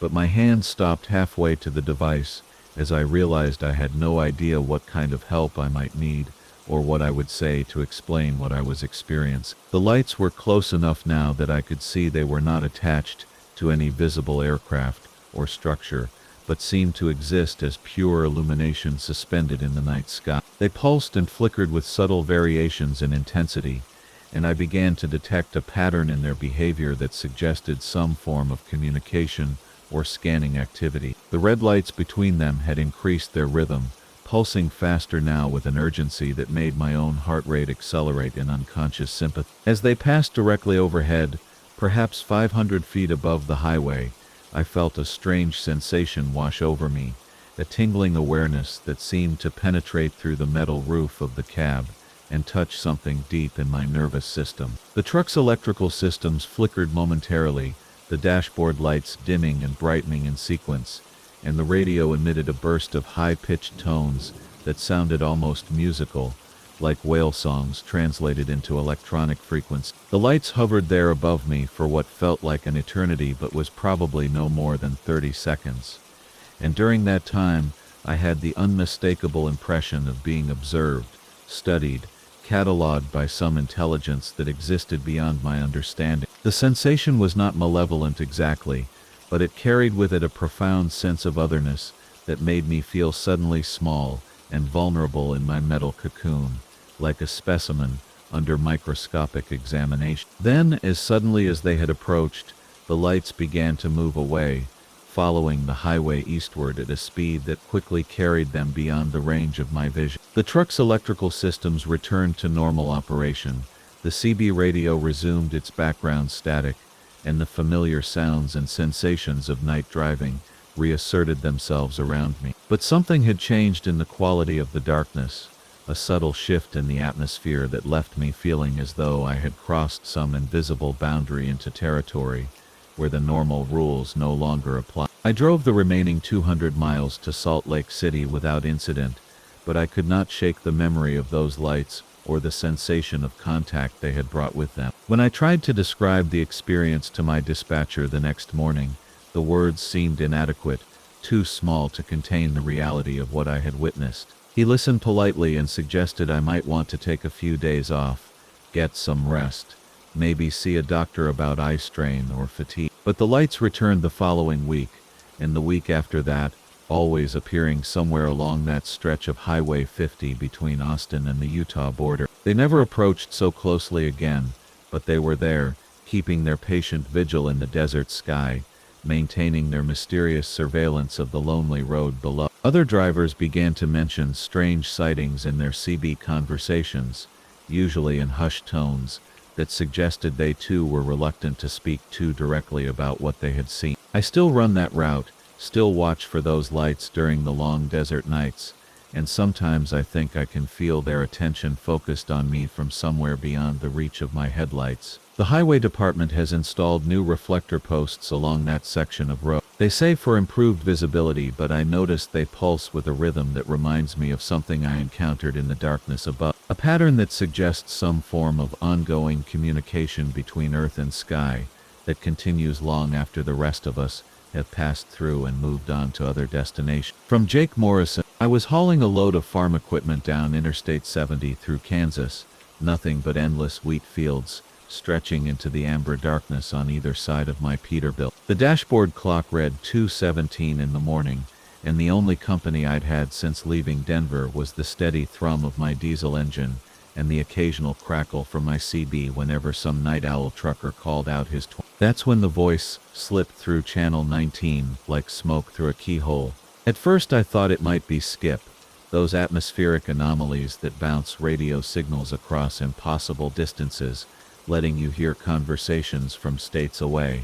But this wasn't a conversation. It was just one voice, barely audible above the white noise, speaking words I couldn't quite catch. The cadence was wrong somehow, like someone reading a recipe backwards or reciting a prayer in reverse. I reached for the handset and keyed the mic. Rake 19. This is Nighthawk eastbound, on 70. You got your ears on out there? The ritual call felt comforting in its familiarity, a verbal handshake that connected me to the invisible brotherhood of drivers scattered across the dark highways. But the only response was that whispering voice, now slightly clearer, though the words still seemed to slip away the moment I tried to focus on them. The Nebraska border came and went, marked by a weathered sign caught briefly in my headlight. The wheat gave way to corn, tall stalks rustling in the prairie wind that buffeted my trailer and made the whole rig sway gently on its springs. I'd driven this route countless times over the past 15 years, knew every truck stop and way station between Denver and Kansas City. But tonight felt different. Tonight the familiar highway seemed to stretch longer than it should, the mile markers appearing less frequently, as if the road itself was expanding under the weight of darkness. The whispering continued, sometimes fading to nothing before returning stronger than before. I tried switching channels, spinning the dial through the CB's 40 frequencies, but the voice followed me everywhere. Channel 9, where emergency calls echo. Channel 17, usually busy with chatter. Even Channel 3, the trucker's alternate frequency when 19 got crowded. Everywhere I went, that soft, insistent whisper was waiting. The voice said, "Find the one who listens," and I felt ice water course through my veins, despite the warmth of the cab. The words carried an odd accent I couldn't place, something that might have been southern but twisted into unfamiliar shape. I grabbed the handset again, my thumb hovering over the talk button. Something told me not to respond directly to the voice, some deep instinct that wise men learn to trust on the lonesome highways. Any drivers out there hearing strange transmissions on the radio tonight? I called instead. "This is Nighthawk looking for a radio check." The silence that followed felt heavy, pregnant with possibility. Then, cutting through the static like a blade through flesh, came an answer that made my blood run cold. Not my handle, my actual name. I'd never given it over the air, never told anyone on the CB anything more personal than my route and destination. Yet somehow this disembodied presence floating in the electromagnetic spectrum knew exactly who I was. My hands tightened on the steering wheel as I processed this impossible fact. The CB radio was an anonymous medium by nature, a place where drivers became their handles and left their real identities at home. Yet this voice had reached through the airwaves and found me, called me by the name my mother had given me 43 years ago in a hospital in Tucson. "Find the one who listens, Jake Morrison," the voice repeated, clearer now, more insistent. "Find the one who listens, and speak the words that bind." I could hear something else now behind the words, a sound like wind through empty buildings, or maybe voices murmuring in agreement from some vast, unseen congregation. The highway ahead curved gently to the left, following the contours of a shallow valley. In the distance I could see the glow of a truck stop, its neon signs painting the low clouds in shades of pink and blue. The sight should have been welcoming, a promise of coffee and human company, and bright fluorescent lights to drive away the strangeness. Instead, something about those distant lights filled me with dread. "The one who listens waits for you," the voice whispered, and now I was certain it was coming from the direction of the truck stop. As I drew closer, the other signs became visible. Diesel Island, restaurant open 24 hours, truckers welcome, all the usual promises of the road. But mixed with the static and the whisper came another sound, the faint echo of CB chatter, dozens of voices, all talking at once in a continuous overlapping murmur. Every instinct I'd developed in 15 years of long-haul trucking screamed at me to keep the hammer down and put miles between myself and whatever waited in that pool of artificial light. But curiosity killed more than cat. It killed truckers too sometimes when they saw something strange on the highway and couldn't resist pulling over for a closer look. The truck stop was busier than I'd expected for this hour of the morning. At least 20 rigs sat in the parking area, their running lights creating a constellation of red and amber against the darkness. But something was wrong with the scene. The truck sat too still, like sleeping giants, and no drivers moved between them or walked toward the restaurant. The entire lot had the quality of a photograph,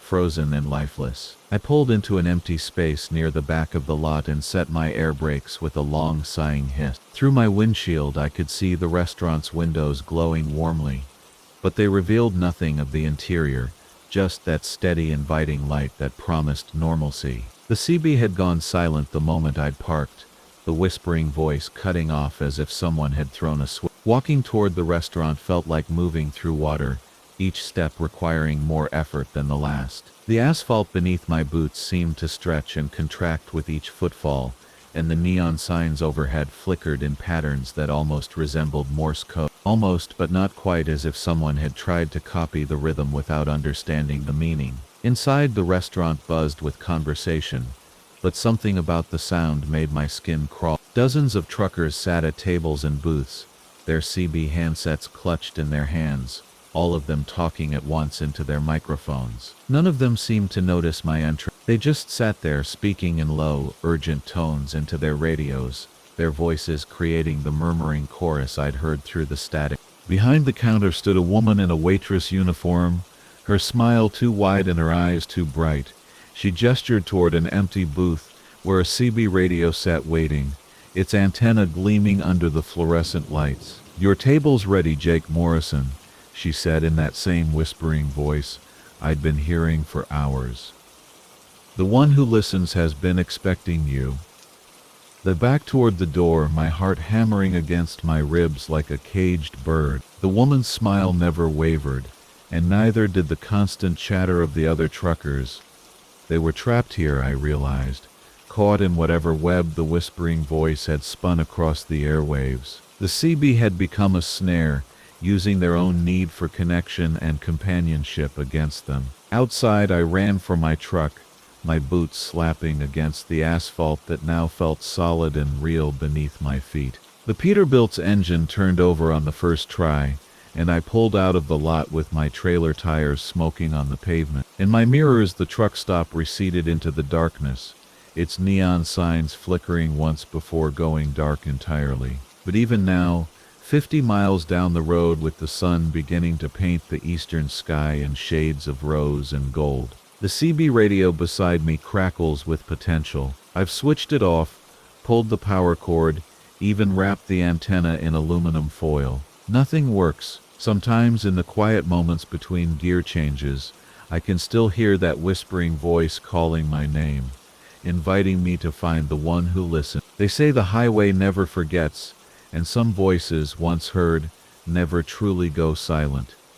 The Crimson Refinery. From Marcus Delacroix, I've been running the Gulf Coast routes for 37 years, hauling everything from grain to gasoline in my old Peterbilt, and I thought I'd seen every truck stop, every refinery, and every back road from Houston to Mobile. The smell of crude oil and salt marsh has been my constant companion, mixing with diesel fumes and the perpetual humidity that clings to your clothes like a second skin. But what I encountered that September night near the Louisiana border changed everything I thought I knew about the industry that's fed my family for decades. I was deadheading back from a chemical delivery in Beaumont, my trailer empty and riding high, when my fuel gauge began its familiar dance toward the red zone. The dashboard lights cast their usual amber glow across the cab as classic country played softly on the radio, Hank Williams crooning about lonesome highways that seemed particularly fitting for the empty stretch of state highway I was traveling. Spanish moss hung heavy from ancient oak trees on either side of the asphalt, and occasional glimpses of bayou water caught my headlights like scattered mirrors in the darkness. That's when I noticed something unusual ahead, a soft red glow, emanating from what appeared to be an industrial facility set back from the road. As I drew closer, I could make out the skeletal framework of refinery towers against the star-drunk Louisiana sky, their warning lights blinking in slow, hypnotic rhythm. What struck me as odd was that I'd driven this route countless times and had never seen this particular installation before. The red illumination seemed to pulse gently, like a heartbeat made visible, casting everything in an otherworldly crimson hue that made the surrounding marshland appear almost alive. A weathered sign materialized in my headlight beams, reading Vermilion Processing, fuel available 24 hours, in faded lettering that looked as though it had been there for decades. The facility's entrance was marked by tall chain-link gates that stood open, revealing a network of pipes and storage tanks that stretched back into the humid Mississippi River Delta darkness. The entire complex seemed to breathe with mechanical life, steam rising from various vents, and the distant sound of pumps maintaining their steady, rhythmic pulse like some massive circulatory system. I pulled my rig through the gates and followed a cracked concrete road toward what appeared to be a fueling station. The crimson glow grew more intense as I approached, and I realized it was emanating from the facility's various pipes and processing units themselves, as though the oil flowing through the system possessed its own internal life. The effect was beautiful and unsettling, transforming the industrial landscape into something that belonged more in a dream than on a Louisiana back road. An attendant emerged from a small building as I maneuvered my truck toward the diesel pumps, his movements deliberate and unhurried despite the late hour. He was an older gentleman with weathered hands and kind eyes that reflected the red ambient light, dressed in coveralls that had seen many years of honest work. When he spoke, his accent carried the deep musical quality of the bayou, each word flowing into the next like water over smooth stone. "Evening, driver," he said, approaching my cab window with a smile. "You're running a bit late tonight, but we're always open for folks who need fuel. That's a fine-looking Peterbilt you've got there, classic lines that don't make them like that anymore." His voice carried the easy confidence of someone who'd spent a lifetime around trucks and truckers, understanding the unspoken bond between a driver and his rig. I explained that I needed to fill both tanks for the long haul back to Mississippi, and he nodded knowingly, beginning the familiar ritual of fueling a commercial vehicle. As he worked, I noticed that the diesel flowing through the transparent section of the fuel hose possessed the same red luminescence that bathed the entire facility, creating an almost hypnotic effect as it pulsed with each stroke of the pump. The sight was so unusual that I found myself staring, watching the crimson liquid surge rhythm after rhythm into my truck's fuel system. "It's something we've been refining here for generations, extracting it from some of the deepest deposits in the Gulf. The red color comes from iron-rich sediments that have been compressed and heated for millions of years, creating properties you won't find in conventional diesel fuel. Trucks that run on our blend tend to perform better, last longer, and their drivers report feeling more connected to their routes." As my tanks filled, I found myself increasingly drawn to the facility's otherworldly beauty. The red glow painted everything in warm, organic hues that made the mechanical infrastructure appear almost alive. Pipes and towers rising like the bones of some massive creature that had learned to breathe petroleum instead of air. Steam vented periodically from various points throughout the complex, adding a dreamlike quality to the scene that made me feel as though I'd stumbled into a place that existed between the industrial world I knew and something far more ancient. The attendant finished fueling and handed me a receipt, his movements accompanied by the gentle hum of machinery and the distant sound of oil moving through countless miles of pipeline. "Drive safe tonight," he said, his eyes reflecting the crimson light with an intensity that seemed almost knowing. "That fuel will treat you well, but remember that some roads are meant to be traveled with respect for what came before us." I paid him and pulled away from the pumps, but as I drove toward the facility's exit, I couldn't resist taking one last look in my mirrors at the red-bathed refinery. What I saw made me stop the truck entirely and stare in confusion at the reflected image. The facility was still there, its crimson glow clearly visible, but overlaying it like a double-exposed photograph was another scene entirely. The same location, but showing nothing but empty marshland dotted with cypress trees and patches of open water reflecting the moon. I blinked hard and looked again, but the double image persisted, as though I was seeing two different time periods occupying the same space. The refinery with its pulsing red light remained clearly visible to my direct vision, but in the mirrors the Louisiana wetlands appeared as they might have existed long before human industry transformed the landscape. The effect was so disorienting that I had to grip the steering wheel tightly, fighting a wave of vertigo that seemed to arise from witnessing something that challenged my understanding of reality itself. Starting the engine again, I drove through the gates and back onto the state highway, but I could feel that something fundamental had changed about my truck's performance. The engine ran smoother than it had in years, with a deep, powerful rumble that seemed to harmonize with my heart. The transmission shifted like silk, and even the steering felt more responsive, as though the crimson fuel had somehow enhanced every system in ways that conventional diesel never could. But more unsettling than the mechanical improvements was the growing sensation that my road was changing around me. Road signs that should have been familiar appeared different, bearing names of towns I'd never heard of, despite decades of traveling these highways. The landscape itself seemed to shift subtly in my peripheral vision, cypress swamps giving way to terrain that looked older somehow, as though I was driving through Louisiana as it had existed in some previous geological age. I tried to raise other drivers on the CB radio, hoping to ground myself in familiar conversation, but the airwaves carried only static punctuated by voices speaking in languages I couldn't identify. The words had a flowing, musical quality that reminded me of water moving through underground passages, and occasionally I could swear I heard references to places and routes that didn't exist on any atlas I'd ever consulted. As dawn began to break over the Mississippi River Delta, painting the sky in shades of rose and gold, I found myself pulling into a truck stop that I recognized as being near the Louisiana-Mississippi border. Other drivers were beginning their day, and the familiar sounds of diesel engines and coffee brewing helped restore my sense of normalcy. But when I checked my fuel gauge, expecting to see the full tanks I'd paid for at the Vermilion processing facility, I discovered that both tanks read nearly empty, as though I'd been driving for hundreds of miles instead of the 30 or so that should have brought me to this location. I asked the truck stop attendant about the Vermilion facility,